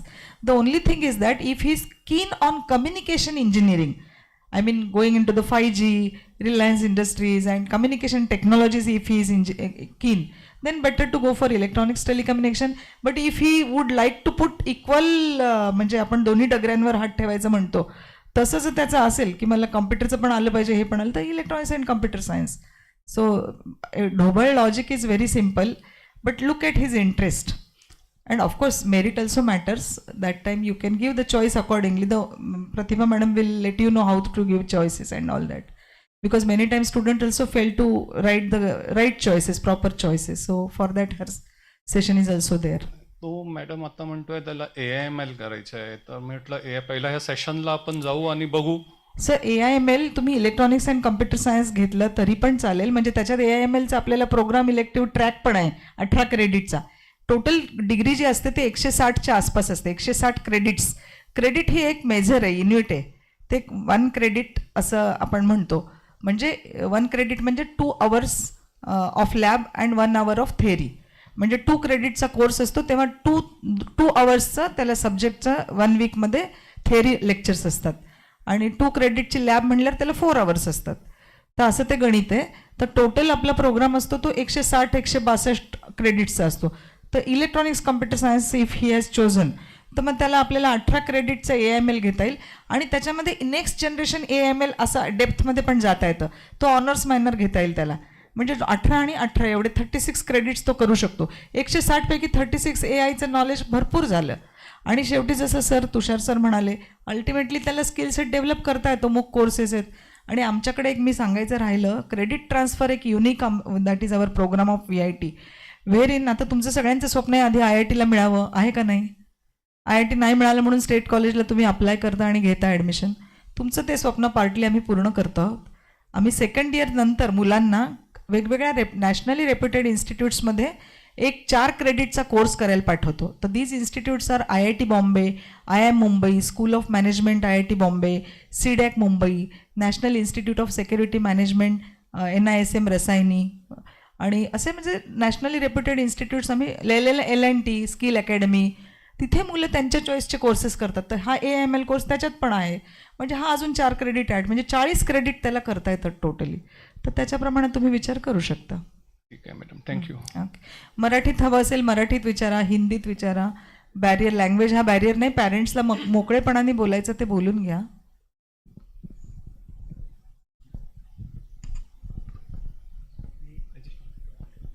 Okay, तर मला फक्त add करायचं होतं यांच्या क्वेश्चनमध्ये. So what is AI? जे तुम्ही आता ChatGPT किंवा क्लॉड ओपन करून त्याला प्रॉम्प्ट देऊन तुम्हाला काही भेटतं that's not AI. That's kind of use case. So मी फोन हातात पकडून जे यूज करतोय तो माझं ॲप्लिकेशन आहे. So knowing what is AI is very important before you choose. Because तुम्हाला वाटत असेल मी AIच्या अगेन्स्ट आहे, nothing like that. It's just like 3-4 वर्षापूर्वी किंवा 5 वर्षापूर्वी ब्लॉकचेन म्हणून ऐकलं असेल. That use to be boom. Blockchain is gone change everything. सगळे बँकिंग सिस्टम ब्लॉकचेनवर जाणार आहेत, क्रिप्टो ब्लॉकचेनवर आहेत. आज कोणी ब्लॉकचेनबद्दल बोलतं? सो जेव्हाही आपण कोणत्याही टेक्नॉलॉजीबद्दल बोलतो right, so it's only for making business. Making life easy for everyone is the secondary option. कंपनीचं पहिलं हेच असतं की मला पैसा बनवायचा. Now we are into the stage जिथे AI आला आहे and we are everyone is evaluating. खूप सारा पैसा टाकला आहे खूप साऱ्या कंपनीजने to check how this will go. It will take years now to know if it's profitable or not. If it's not it's gonna happen same thing like blockchain. जर मला एक इंजिनियर एका स्वस्त पैशात भेटतोय तेच काम करायला आणि AI जिथे मला खूप मोठे मोठे GPUs ठेवावं लागणार, ग्रेडमधून पॉवर येणार त्यासाठी, मेमरी कम्प्युटेशन आहे, वॉटर युटिलायझेशन आहे टू कीप इट कूल, खूप साऱ्या गोष्टी असोसिएटेड आहेत त्यासोबत. मी फक्त हार्डवेअर पर्स्पेक्टिव्ह बोलतो आहे. सॉफ्टवेअर पर्स्पेक्टिव्हमध्ये मॉडेल जनरेशन आहे, मॅथमॅटिकल कम्प्युटेशन्स इतके आहेत की न्यूरल नेटवर्कसाठी we just can't imagine on R and. So knowing this is very important. So पुढे असं असू शकतं की you people might go AI because आज बूमिंग वर्ड आहे. पुढे कंपनीज माईट थिंक की okay AI is not no more profitable because of GPU एवढे हायर कॉस्ट आहेत, मेमरीज इज एक्सपेन्सिव्ह. त्यामुळे they mite choose to hire people it self than going with AI. So in today's time the way you should use AI is it should be your company. म्हणजे मला काही माहिती नाही आहे, मी कमी वेळात कसं इन्फॉर्मेशन काढू शकतो हा माझा मोटिव्ह असला पाहिजे. हा मोटिव्ह नाही आहे की मी त्याच्यावर डिपेंडंट आहे. If you are be dependent on that, तुमची जी मेन पॉवर आहे लॉजिकल रिझनिंगची that will just go. So just don't think about that की AI is the future goal. There are many things. And just to answer one thing, ज्याचा mathematics चांगला आहे, who like mathematics, okay, they can go. Other panelist can correct me, कारण मी majorly AI. Hello, याची battery down आहे. सो आय am not properly into AI, but मी जे बघतो, मी जे वाचतो, आजच्या डेटला you take any technology, generalize technology फक्त 2 गोष्टींसाठी डेव्हलप होते, डिफेन्स अँड मेडिकल. त्याच्यानंतर it comes to the consumer electronics. So biomedical is a very important field. Let's take an example. तुम्हाला ओव्हरऑल इंजिनिअरिंग पर्स्पेक्टिव्हबद्दल मला जस्ट एक एक्झाम्पल द्यायचं so that you know how it's product development how स्पेसिफिकेशनपासून एंडपर्यंत जातं. नाव you can choose की ह्या लॅडरमध्ये मला कुठे इंटरेस्ट आहे आणि मी कुठे कॉन्ट्रीब्यूट करू शकतो. टू से कोणताच प्रोडक्ट एक इंजिनियर किंवा एक सिंगल डोमेन ऑफ इंजिनिअरिंग नाही बनवत. इट्स नॉट लाईक की इलेक्ट्रॉनिक इंजिनियर आहे, मी चिप बनवली याचा अर्थ की that's fine. If that chip is not gone taken by any other person जो सिस्टम बनवतोय त्याने त्याला मी फॉर एक्झाम्पल एक एक्झाम्पल घेऊया आपल्या फिटबिटचं, जसं प्रोफेसर्सने म्हटलं. मी जर आज एक सेन्सर बनवला जो की काम करते माझे हार्टबीट्स मेजर करतं, but that is just a piece of hardware. Until and unless a firmware engineer doesn't comes, write a microcontroller software to it which can interact with the sensor, information घेतोय तोच तर पुढे त्याचा काही अर्थ नाही आहे. Data आला मायक्रोकंट्रोलरकडे, until and unless a computer engineer doesn't comes, take that data and print it on a screen of my watch, तो डेटा काही कामाचा नाही आहे. नाव हिअर 3 डिसिप्लिन बघितले. Who you think design the physical watch कशी दिसणार, त्याचे buttons कुठे असणार, as a mechanical engineer associated with. Belt कोणत्या कलरचं असणार, as a textile engineer associated with. So it's not like की एक इंजिनियर सगळं काम करते किंवा एक डोमेन इज हाय एक डोमेन इज लो. जस्ट एक फिटबिटच्या एक्झाम्पलमध्ये you have electronic engineer, computer science engineer, biomedical engineer. Until and unless inputs from the biomedical engineer I don't know how to interpret the heartbeats. मी एक electronic engineer आहे, मी काही केलं आणि heartbeat जरी घेतले but how to process that I don't know. So it's a multidisciplinary to achieve anything in engineering. But yeah, just don't right now focus on AI because it's very highly talked about. And yeah, that's it I wanted to pass on.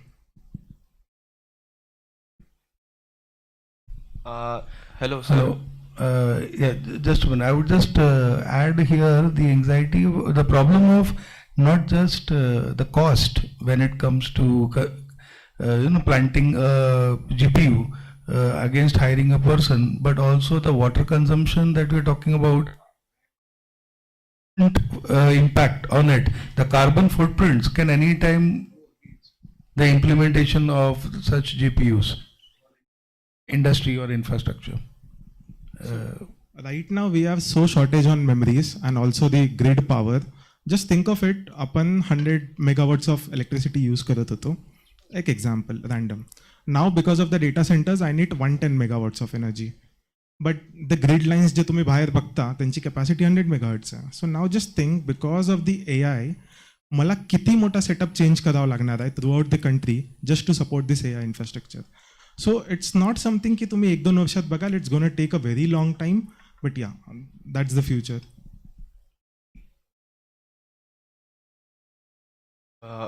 Hello sir, माझा mainly focus semiconductors आणि PCBs डिझाईनवर आहे.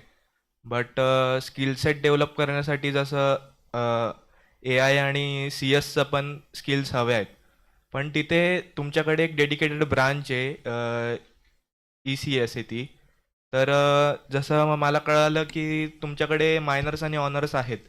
तर मी जर ENTC घेतलं आणि त्यातून जर मला मायनर्स आणि ऑनर्स CS साठी जर स्किल डेव्हलप करायचे असेल तर मी तसं गेलो तर मी ती ECS ब्रांच का निवडावी. आणि अजून एक प्रश्न होता, मी थोडं रिसर्च केलं तर मला कळालं की जी ECS ब्रांच आहे, जे PCUs आहेत आपले भारताचे म्हणजे पब्लिक सेक्टर्स, त्यात या ब्रांचला रिक्रुटमेंटसाठी एलिजिबिलिटी अजून मिळालेली नाही आहे बऱ्याच ठिकाणी, पण ENTCसाठी ती मिळालेली आहे. तर मी या डिलेमामध्ये की यापैकी मी कोणती ब्रांच चूज करू, कारण की मला स्किल सेट डेव्हलप करायचं तर इलेक्ट्रॉनिक्सचं पण नॉलेज पाहिजे आणि CS चं पण नॉलेज पाहिजे. I think regarding PSUs, where you are confused is with reference to the examination that they conduct at the entrance level. This same dilemma was there with the entire IT industry also when they did not had a similar entrance when IT industry first started. But as they come up to graduation level, specialized, even as of today, the entrance exam is under the name of CS, but it is being combined for CS as well as IT. So as far as, because the branch is approved by AICTE, so that goes against the thought process that the graduates will be debarred from, not going for any particular entrance examination that is required. So IT had faced this earlier when it was just started. Similar is a blend of engineering like EXCS. So that's regarding the opportunity to work in any government sector. But माझा म्हणजे सेमीकंडक्टरवरती जास्त भर आहे, तर तुम्ही काय suggest कराल की मी कोणती ब्रांच निवडली पाहिजे?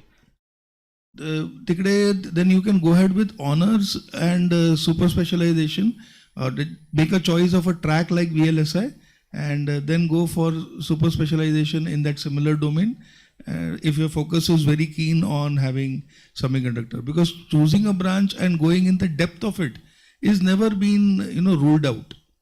By adding multiple choices, like if a telecom student can go for computer science, or a student of biomedical can choose AI, with this the core engineering depth is not being hampered. So even in medical devices, if a biomedical student wants to further get into details, yes, that choice always is open. So out of the tracks, there is always one that allows you to go deeper in the curriculum or in your major, and the other that allows you to spread your wings to the across the domain. So that's how it is. Thank you, sir. So as you said, you wanted to do semiconductor मध्ये. So the way तुझा जो resume असेल 4 वर्षानंतर, त्यात फक्त एक line असेल की तू कशात ग्रॅज्युएशन केलंस. Rest 99% will be what skilled you learned and what projects you did. So that is the major focused part. For me as a recruiter, माझ्याकडे जेव्हा resumes येतात, I don't focus on like electronic and telecommunication आहे, computer science आहे, कारण मला माहीत नाही त्यात काय शिकवलं आहे त्या पर्टिक्युलर कॉलेजने. बरोबर. So I just want to see what his skill sets are. Based on that, it depends whether he'll be qualified for the interview or not. It's not your branch specifically. त्याला आणखीन एक गोष्ट add करता येईल तुम्हाला, will be certifications, external certifications specific to जे तुम्हाला करायचं आहे. So if you are saying semiconductor technology, are you looking at wafer production, are you looking at large scale integration, whatever it is, त्याच्यात तुम्हाला जर का बाहेरून आणखीन काही स्पेशलाइज कोर्सेस करता आले तर त्याच्यावरही लक्ष द्या.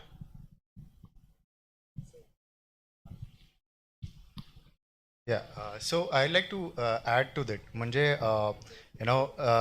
multidisciplinary concept मध्ये I think even I was in that dilemma when I was sitting there, like which field to select and where to go, and what should be beneficial for me. Probably what you guys are thinking right now, it's very good actually that you know your field, that you want to do semiconductors किंवा काय करायचं आहे, right?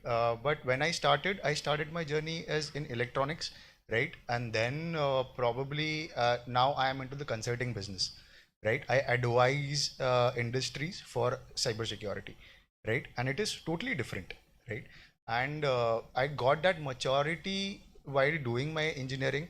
I took those measures in my master's, which is control system, right? I worked as a controls engineer, and then somebody introduced me that there is a cybersecurity aspect of it. So I'm working in a factory security, to be very simple for you, which is operational technology. You think it's an IT information technology. This is something which is operational technology. How our automation robotics works, it is called operational technology, and I work in security part of it, right? So when I come to recruit, my demand is very niche, right? Sometimes it is OT security. Probably you might have nobody have known that in the auditorium itself. Does anybody know what is OT security? It's very niche, right? And I come with that expectations, but and that is my demand in my organization right now. But what a skill set I see is do you have any basic certification in cybersecurity, right? Do you have you done any projects, right? And what was your journey overall? What did you learn? What is your background? So that branch is just, of course, one of the panels said it's just one liner in your resume as of now, but you never know what you will explore near in future during your engineering journey. And I think this NEP concept of taking credits and being multidisciplinary, it's really a advantage to you guys, that you can select various different subjects into it, get knowledge of it, and of course AI is coming, so you should learn some credits of that as well, so you can also get that flavor into it, and that will add on to your resume. So when any recruiter comes into it, you have all those flavors in your resume, which he can give you, that he can get confidence that okay, this can be a right candidate for me to be there in there, because you're gonna go there as a fresher, right? They're gonna train you, they're gonna give you internship and get into that particular aspect of the job requirement what they have. So it's not something that you decide right now that what I'm gonna do in next 5 years, but you evolve, explore, and take all the opportunities that come in front of you, get to know, learn, speak, and then make your decisions about it. So that's what I wanted to add. Excuse me. Good morning, everyone. I am Arpit Jeswar. I had question that I have scored PCB CET 84%. So I would like to know that can I get biomedical engineering course here in VIT, or maybe I have least scored in PCM, got 70 percentile. So can I get into it? I think in the next session all such questions would be entertained because she would be explaining the process and eligibility, and we have a inquiry counter also. You can certainly talk in details. Even Professor Nagre is sitting just behind you. He is a head of the biomedical engineering department. So okay, ma'am. Yes. Thank you. Yes.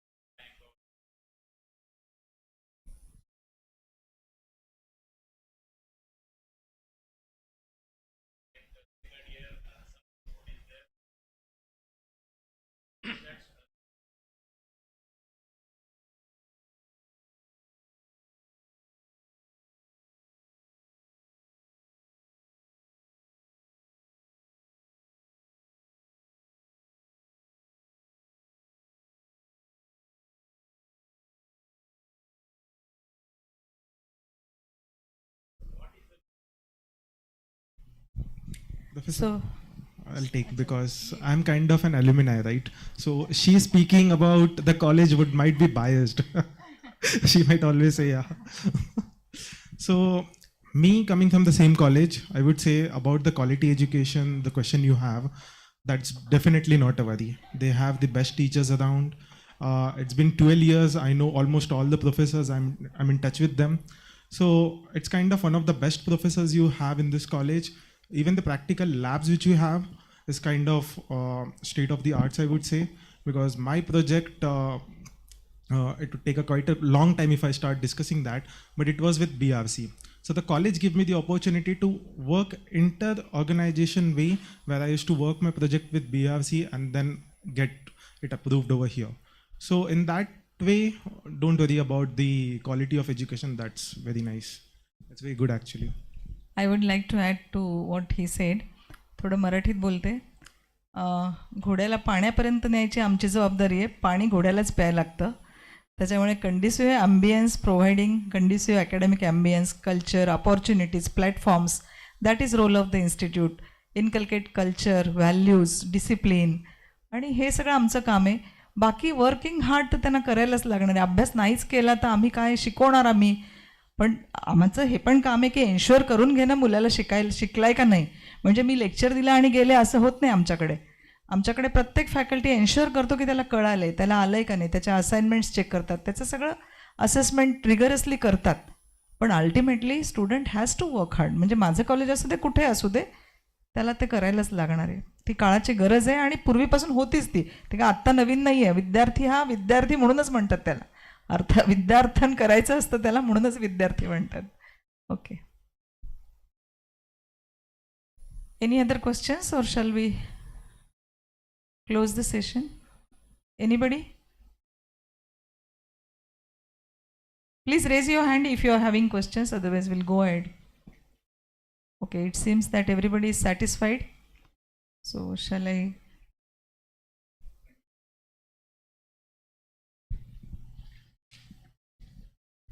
Thank you all the panel members, and your views and suggestions I hope would have guided them enough to be confident that they have to just put in their best, the students have to put in their best, and the parents have to trust once they take a decision to hand over their children to be nurtured by any institute. So I hope with that you are able to start with a good positive journey, with a positive thought of converting your students into, transforming them into a competent professional. Thank you.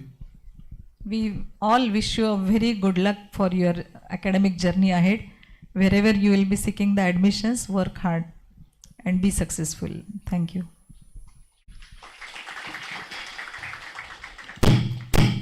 That was indeed an very interactive session, and I would like to thank all our guest panelists, our respected principal madam, and our moderator for today. It has certainly helped our budding engineers to understand the various avenues in their academic as well as professional journey. I would also like to thank Dr. Vidya Chitre, Head of Information Technology, Dr. Girish Gide, Head of Electronics and Telecommunication, and Dr. Gajanan Nagre, Head of Department of Biomedical Engineering, for being here and motivating us. I totally understand that you have many questions in your mind.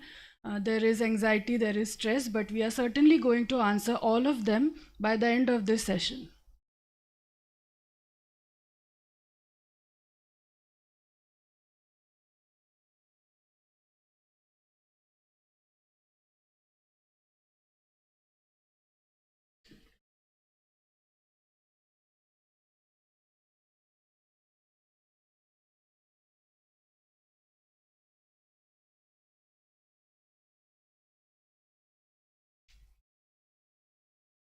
Now I would like to welcome Ms. Pratibha Shetty, who has been associated with Vidyalankar for many years and has guided many students and parents through the engineering admission process.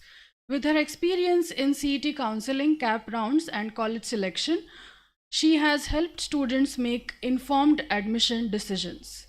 Today she will guide you through the complete engineering admission process, explain the CAP rounds, important dates, and answer your queries.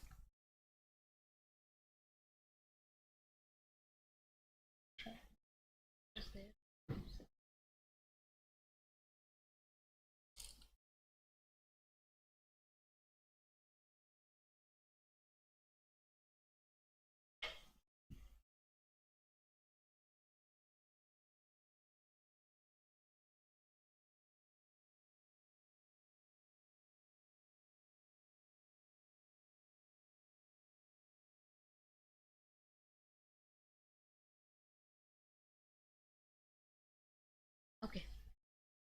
Good afternoon, everyone. So I am very sure that you might have received a lot of insight about the branches of engineering. Now, just quickly let us go through how this entire admission process will take place. Okay. During this entire process, even once the form filling starts, or you have any queries, or you require any personal guidance, you can call us on these numbers. It is 86570-46862. You can connect to us on fe.adm@vidyalankar.org, and we are also available in all social media platforms, so you can connect to us there also. Now, you might be aware of this website. The entire process of admissions to engineering will be taken place on this website, which is fe2026.mahacet.org. Okay, the major process to take admission to engineering is centralized admission process, that is CAP. Okay, so now let us understand how this process works. The type of seats which you find in CAP process will be Maharashtra state seats for domicile of Maharashtra, okay, students who have the domicile of Maharashtra, minority seats, and all India seats. So what are all India seats? Any student from India can apply through colleges in Maharashtra through these seats. Okay, so let us understand where these seats are available, in which type of colleges. Now when I talk about colleges, the colleges are broadly divided into two type of colleges. One is the government college and the second is private college.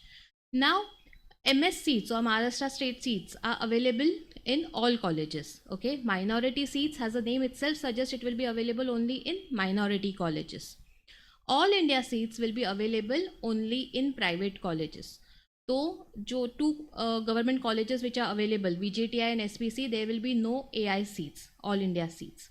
Okay, the main admission criteria for these type of seats, that are MS seats and minority seats, will be based on your CET percentile. Okay, AI seats will be filled through your JEE main score. So since now people have started registration, make sure that you have also applied or mentioned your JEE score, because there is a 15% quota in all private colleges, and for that your JEE main percentile will be considered. Okay, how do you apply for this process? There will be a single application form which you need to apply. I am sure many of you all have already started and the forms would have been verified, right? Now, how the allotment takes place? To apply to colleges, there will be 4 rounds in which you need to participate, and you need to mention minimum 1 or maximum 300 options. Now, what is an option? It is a combination of college and branch. I'll explain you how to understand what is an option. But the outcome of these rounds will be, there will be one single allotment.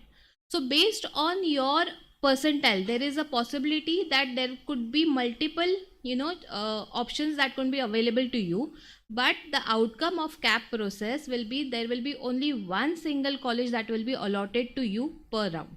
Okay, parallel to this, there is one more process which takes place, which is known as institute level process. Okay, the number of seats or the seats which you will be applying through institute level process are known as IL seats or institute level seats. These seats are available only in private colleges. Okay, कोई भी government college में ये seats available नहीं होते. Okay, and the main criteria to apply for IL seats is your CET percentile, is through your CET percentile. Okay, so how you need to apply for this? You need to individually go to the colleges and apply for their IL seats. Okay, even if you want to participate only in IL seats, CAP registration is mandatory. So you have to register for this process, and you can parallelly only select the institute level process. Okay, do apply to colleges of your choice and participate in their individual rounds. तो वहाँ पे हर college में एक separate round किया जाएगा, जिसमें you will be able to understand whether you are being allotted those colleges or not. Okay, so what are the type of seats which will be available in IL seats? The seats which are there, मतलब every private college will have a 20% seats which are allocated for IL seats, and जो भी vacancies रहती है, if after all the admission process gets over, जो भी vacancies रहेंगी उस college में, those are also filled through this IL process. Clear? Okay, multiple options allotments could be possible based on the number of colleges you apply to. There is a possibility कि आपका 3 या 4 colleges में हो सकता है. The decision is always on the students to select the college of his choice. Clear? So these are parallelly 2 processes which will go on. To understand the fact that CAP will be completely a centralized process, यानी सारे college के लिए एक ही form भरना है. Okay, and institute level will be completely a decentralized, यानी जिस भी college के लिए apply करना है, you will have to fill form of that college. Clear? CAP will be completely an online process, and institute level will be completely an offline process. Okay, आपको individual college में जाके वहाँ पे apply करना है. Clear?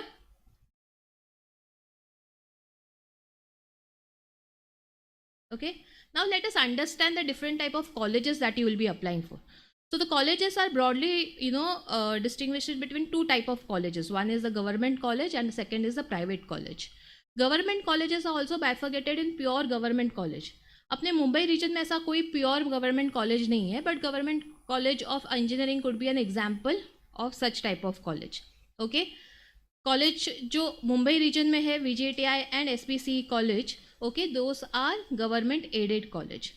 Now admissions to these type of colleges, that is government college, will be through CAP. Okay, सारे seats CAP से ही भरे जाएंगे. Okay, 100% are Maharashtra seats, so you will not find any minority seats, you will not find any AI seats, or there will be no IL seats also.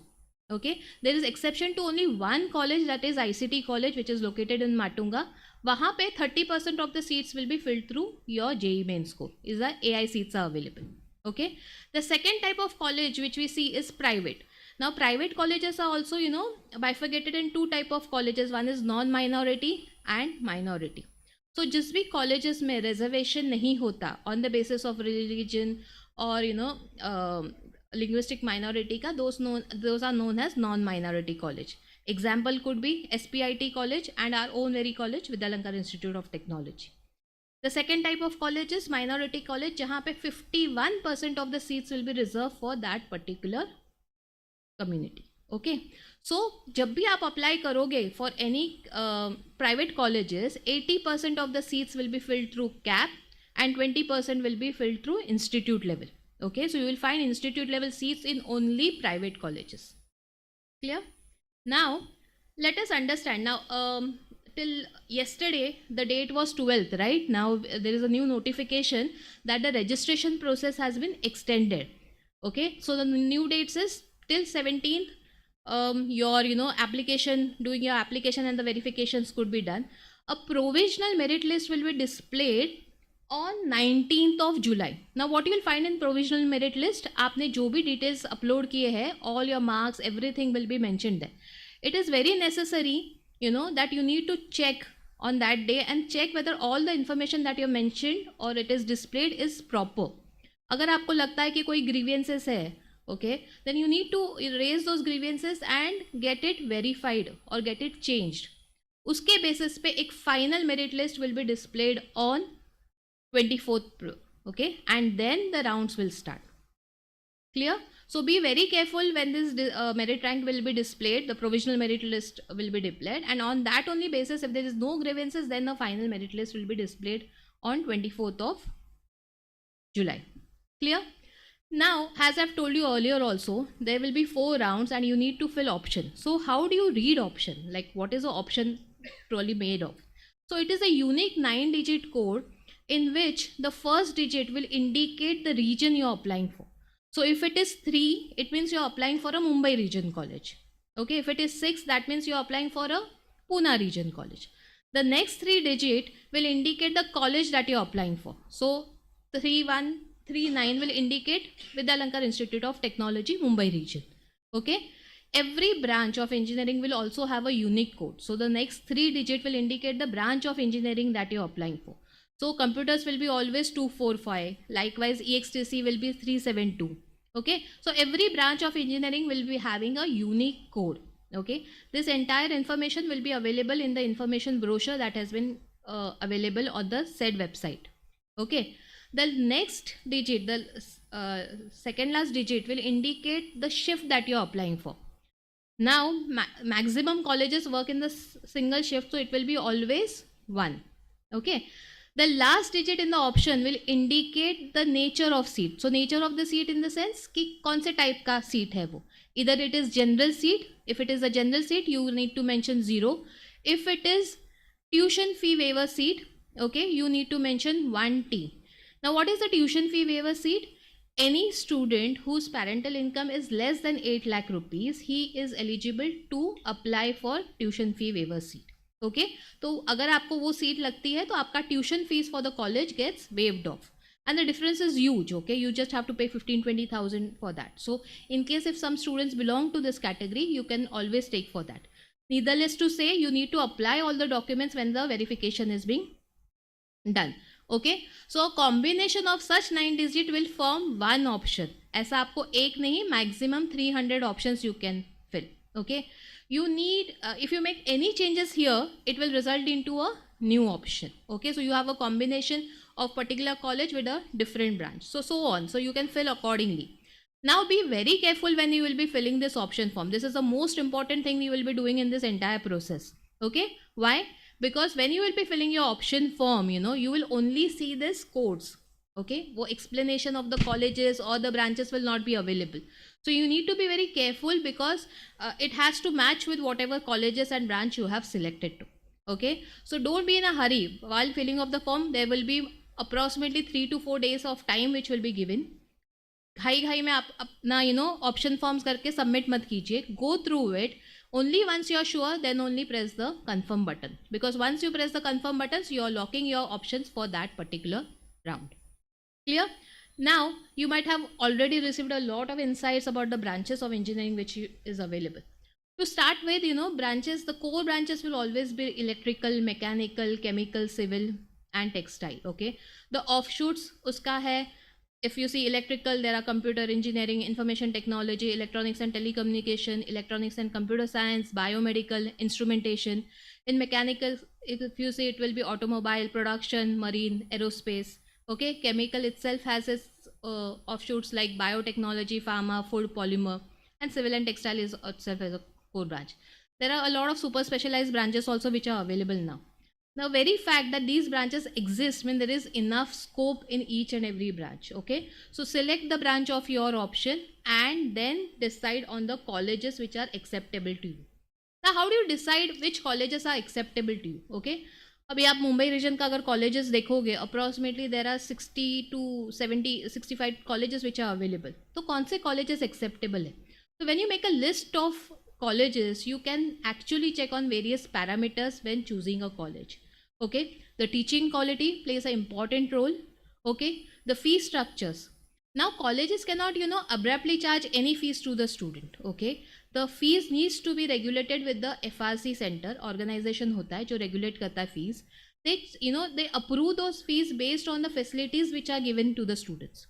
तो ऐसे मत सोचना कि अरे बहुत ज़्यादा पैसा है और फीस है तो that means there is nothing in that, but that is a lot of facilities which are provided to the students.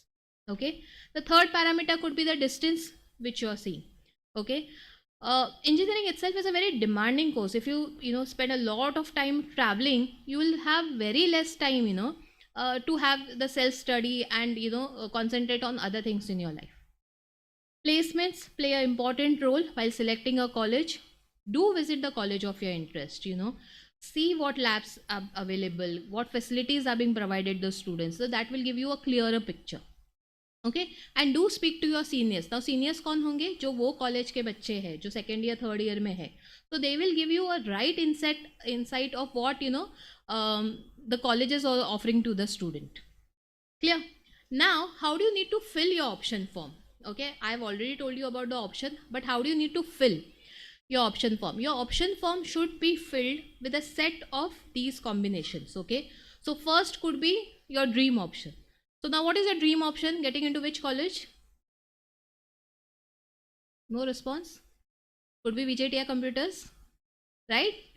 Okay, so there is no harm. Each and every student sitting in this auditorium can mention those college. Okay, the system will not say कि अरे क्यों लिख रहे हो ऐसा. Okay, your first set of first set of options should be always your dream options. Okay, the next set which you will be mentioning will be always your optimistic option. Optimistic क्या होता है? यानी 50-50% chances है उस college में मिलना. Okay, the third, the last set of options which you will be mentioned will be definitely your realistic यानी confirm वहाँ तो admission होने ही वाला है. So you have to have a combination of such set of options when you fill up your option form and in the same sequence. Okay, it has to be dream first, then optimistic and realistic in the bottom. How this works, I'll explain you in the further slide. Okay, this entire admission process will be done in inter se merit, मतलब merit के basis पे ही होगा. Okay, the highest merits rank जिसका होता है उसका form पहला check किया जाएगा और उसके बाद वाले का बाद में चेक किया जाएगा. Okay, they don't randomly check the forms. Okay, so you need to mention अगर वो first वाले ने भी even if he has written 300 options, all the options will be checked, then only second वाले का check किया जाता है. So be rest, मतलब don't get bothered with the fact that अरे उसने ये option लिखा तो मैं भी ये लिखता हूँ या मैं tweak करता हूँ. Nothing will matter, if some other students have made any changes in their option form. So you need to concentrate on your option form only. Okay, now how this entire process takes place, कैसा when the process starts, how that allotment is usually done. Okay, for example, a student has mentioned all these options. As I've told you earlier, आपको college branch का combination नहीं दिखेगा. It will be a series of code which will be displayed. Okay, ये सब back and पे होता है, but I am just giving you explanation how this system works. Okay, when your form will be checked, it will check in the sequential manner, like it will check for the first option, then second, then third, fourth. The system will not go and say अरे 10th वाला option अच्छा है तो चलो वो check करके देखते हैं. ऐसा नहीं होता. So that is why you need to mention your dream options first, then optimistic and then realistic. In this case, it checks for the first option based on his percentile that would not be made available. Then it will go for second one, third one, and likewise it will check for all the option which is mentioned. अगर ये बच्चे को fourth option लग गया, the system का check gets, it stops there.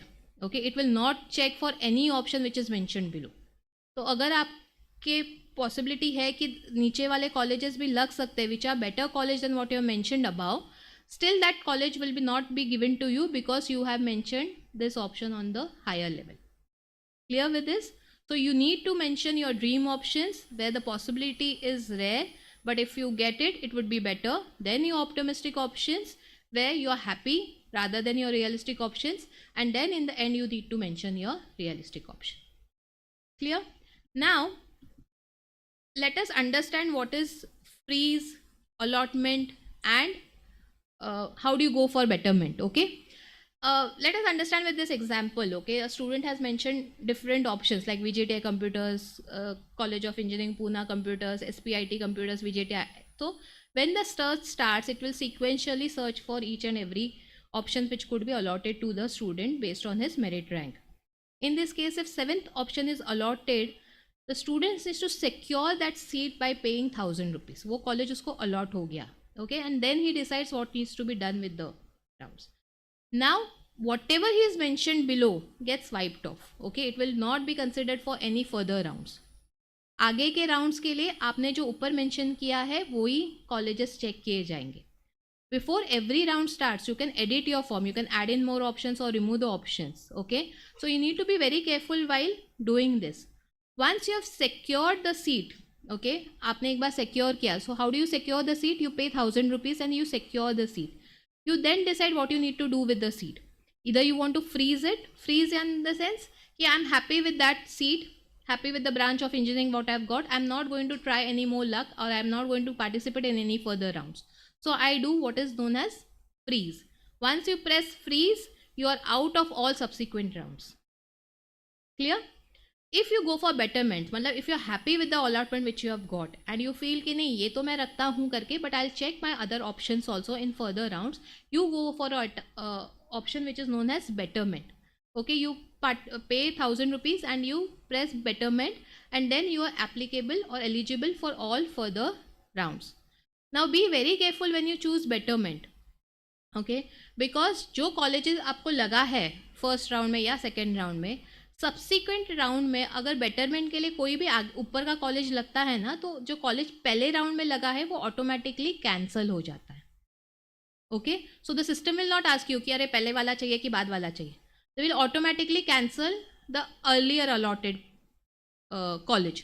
So you mention only those colleges which are better than the earlier allotted college. Okay, for all subsequent rounds. Clear? Now let us understand the rounds, how this rounds actually takes place. Okay, now there are 4 rounds. So the first round jo hoga na, there is a possibility that a student will get allotment or he might not get allotment. Now in case if the student do not get allotment, he is automatically eligible for the second round.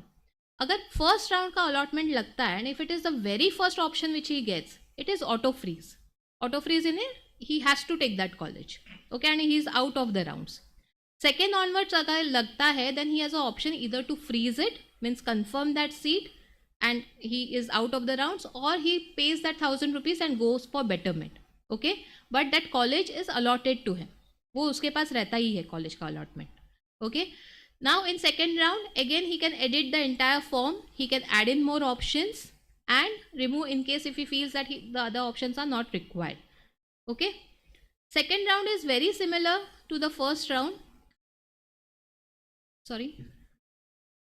Okay, second round is very similar to the first round, but in second round the case will be the first 3 colleges. Okay, if he gets any allotment in the first 3 colleges, automatically that will be auto freeze. Okay, fourth onwards kuch lag gaya, so either he has an option of either freezing the admission or going for betterment.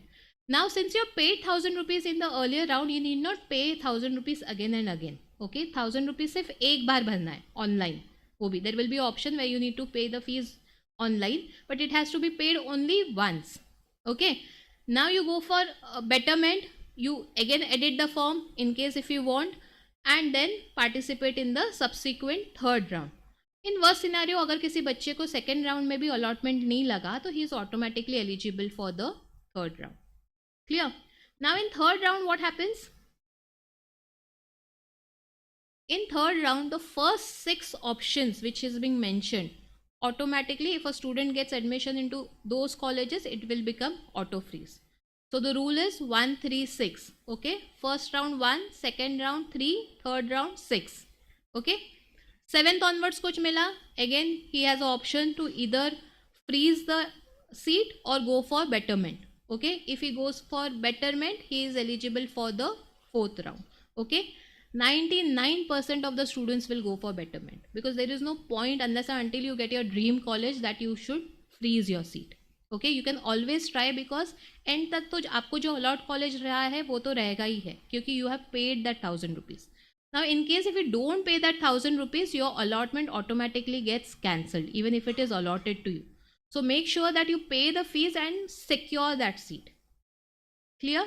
Now last round, the 4th round will be the last round, okay, in which either you get a allotment. There could be a scenario where students do not get admission even after the 4th round. Okay, then what they need to do is they need to go to the institute levels, private institutes where this institute levels process will start, and check if they can get admission in those colleges. Here, even in the 4th round, if you are allotted a college and if you are still not happy with the college which you have got, you can reject that seat. ऐसा नहीं है कि 4th round में मिला वो compulsory लेना ही है. You can reject that seat. What you need to do is just not report to the college, and what you lose is the 1000 rupees which you have paid. Okay, if you are happy with the allotment which you have got, go to the college, pay the fees, and your first year of engineering begins. Okay, what will happen if I reject the seat here? What I need to do is then I have to go to the institute level process or institute level seats, check whether I can get any admission in those colleges. Clear how this rounds takes place? Okay, this entire presentation, okay, is available on our website, that is vidyalanka.org, in the engineering section, in our mission admission booklet, where cutoffs are also mentioned. So cutoffs are also mentioned in the website fe2026.mahacet.org, where last 3 years cutoffs have been also given there. So go through the cutoffs. There was a question where the student asked, right, whether I'll be getting admission with that percentile in Vidyalanka. So you can always refer to the cutoffs, and that will give you a clearer picture of what are your chances. Second thing, we also have a engineering college predictor on the said website. So you enter your CET percentile, you enter your rank and select the branch of engineering that you want to opt for, and the list of colleges which are possible on the basis of your percentile will be displayed to you. You can check this. Do join our WhatsApp channel to get more insights about the admission process, because we will be regularly updating all this information on the website. So this is all we had to do with the presentation. In case if you have any queries, you can ask us. The process is simple, okay? The most important thing that you need to do is filling up the option form. Clear? So वो अच्छे से कर लोगे तो automatically you will be placed in a good college. Yeah. Okay, I'll just take down to that site.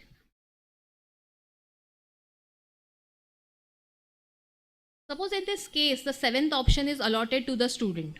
Okay, now once it is allotted to the student has a choice either to go for freeze or unfreeze. Now freeze means he confirms the admission there itself. He is not eligible to participate in any further rounds. So he is happy with the college branch combination, he selects freeze, and that process ends there itself for that particular student. Okay, if he wants to keep that seat but still try that, let me try for any better options which are available in subsequent rounds, he goes for a process known as betterment. He clicks betterment and then he participates in all subsequent rounds. So if it is first round, it will be he is eligible for second, third, fourth round likewise. Yes.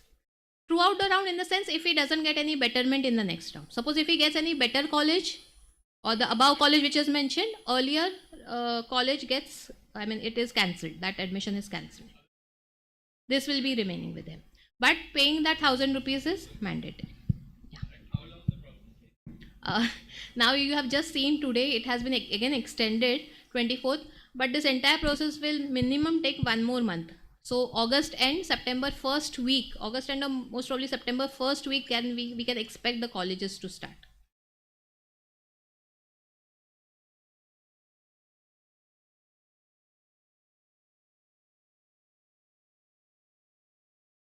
Yes, any other queries?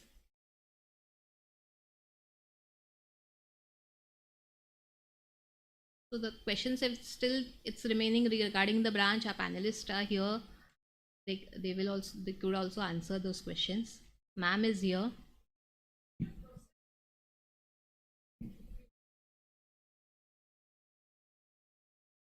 Yeah, so if you want to know more about institute level seats, how to apply for institute level seats in Vidyalankar, so our process is here. Our college is also a FC center, so in case there are queries regarding the registration process, Amay sir will definitely help us.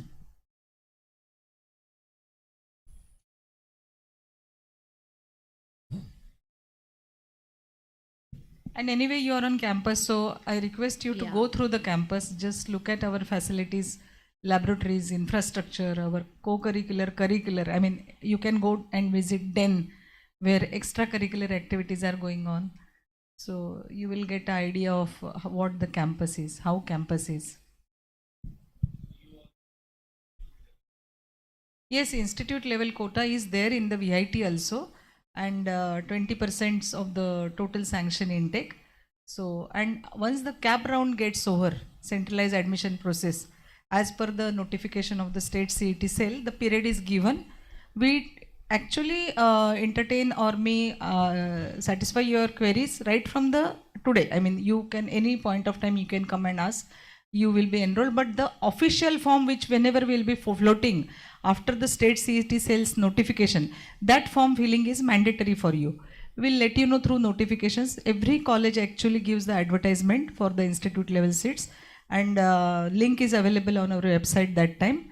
So in our notification, all detailed information is there. Accordingly, you can fill up the form. And after cap round, the first round that we conduct it is called as the A-cap round. A-cap means what? Against cap, whatever the seats are lying vacant. I understand.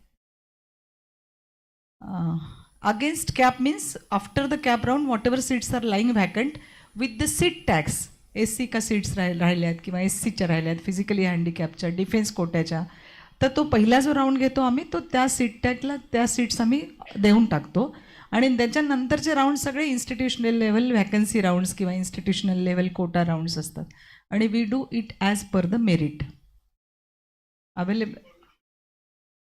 Yes yes.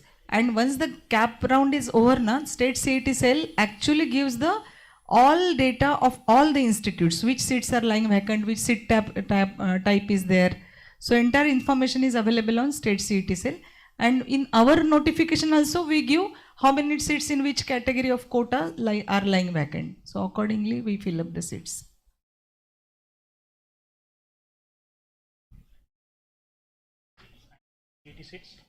In No.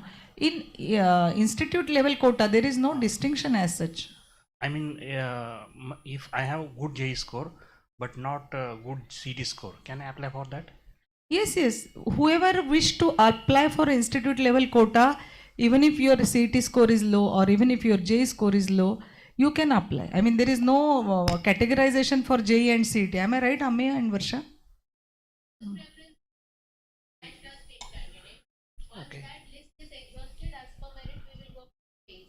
Okay, means actually there is no official allotment for CET for all India quota in that.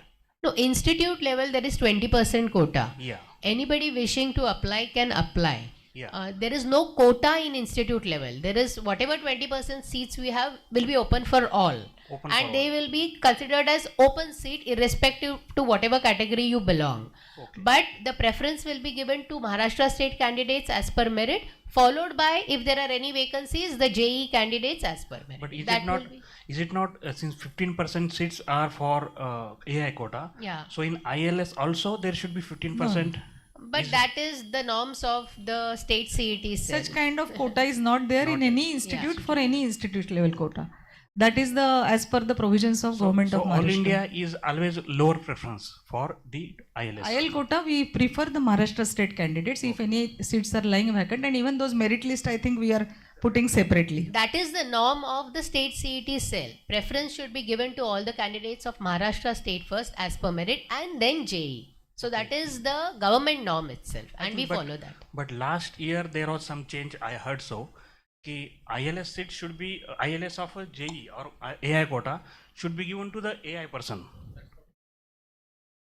In the ACAP round. That is what Madam has said, that ACAP round. so previous to that there was only IL, institute level.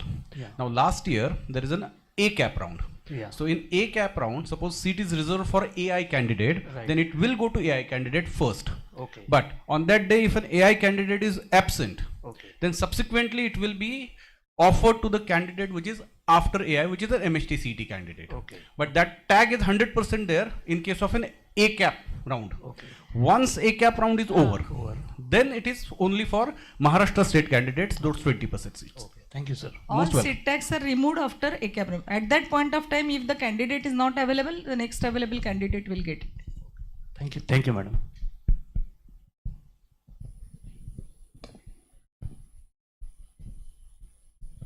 Anybody else?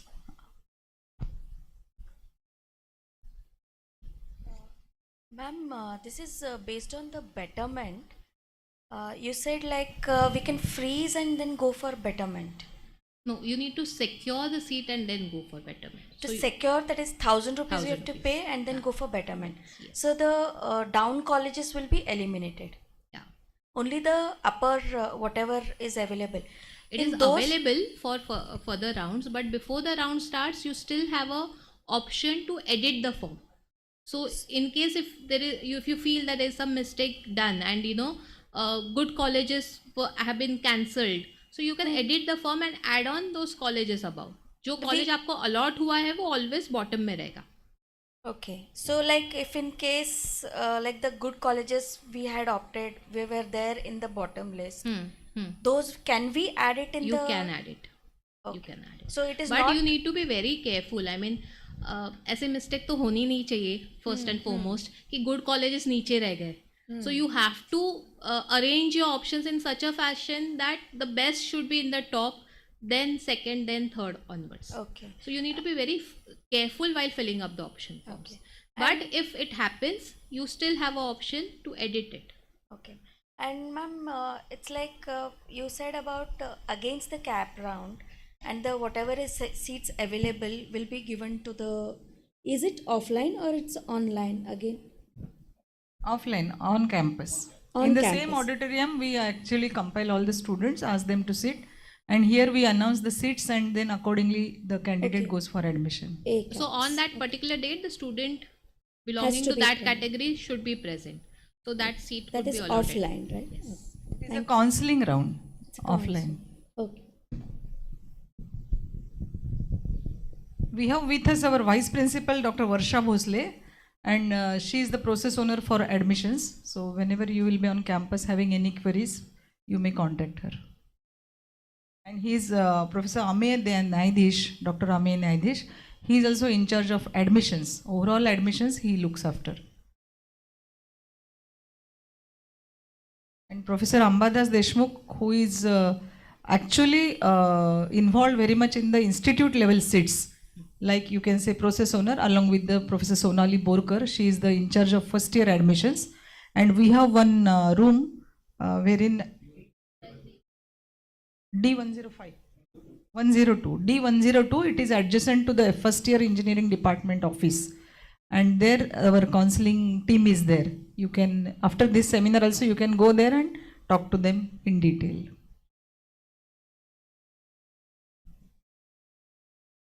Any queries? Satisfied? Thank you. I'm sure the things are much clearer. Okay. Even at a later stage, if you have any queries, feel free to call us on our number, which was mentioned earlier, and we are happy to help you in each and every stage of your admission process. Okay. All the best, students, and thank you.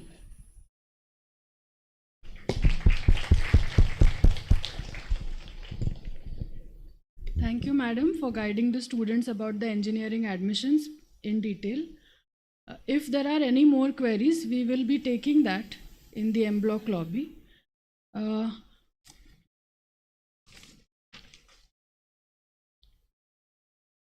As we come to the close of this insightful seminar, I extend our heartfelt thanks to all our participants, their parents, for taking out time to join us today. We hope this session has provided you with meaningful insights to help you make informed decisions about your engineering journey. I extend our sincere gratitude to the distinguished panelists and our respected principal ma'am for sharing their valuable expertise and inspiring perspectives.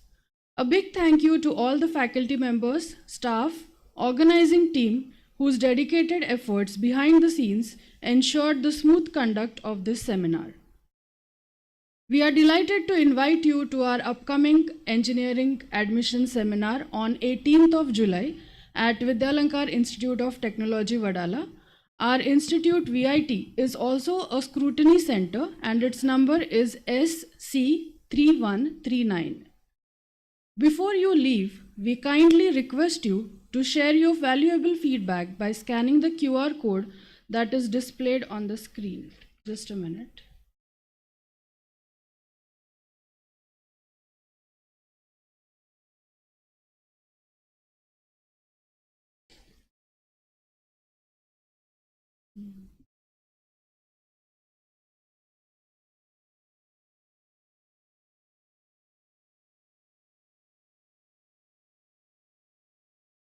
So you all can scan the QR code to give your valuable feedback. Also, we request the audience to visit M Block lobby to interact with our faculty members from different engineering domains, view project demonstrations by our students, and go through the digital displays exhibiting branch-specific models. We will be happy to answer all your further queries at M Block lobby. Our student volunteers will help you to reach M Block lobby. I request all the student volunteers to direct the audience to the lobby to get information about various engineering branches in VIT. Thank you all. It is at first floor in the M block. Our student volunteers will guide you and help you to reach over there. Thank you all and have a wonderful day ahead.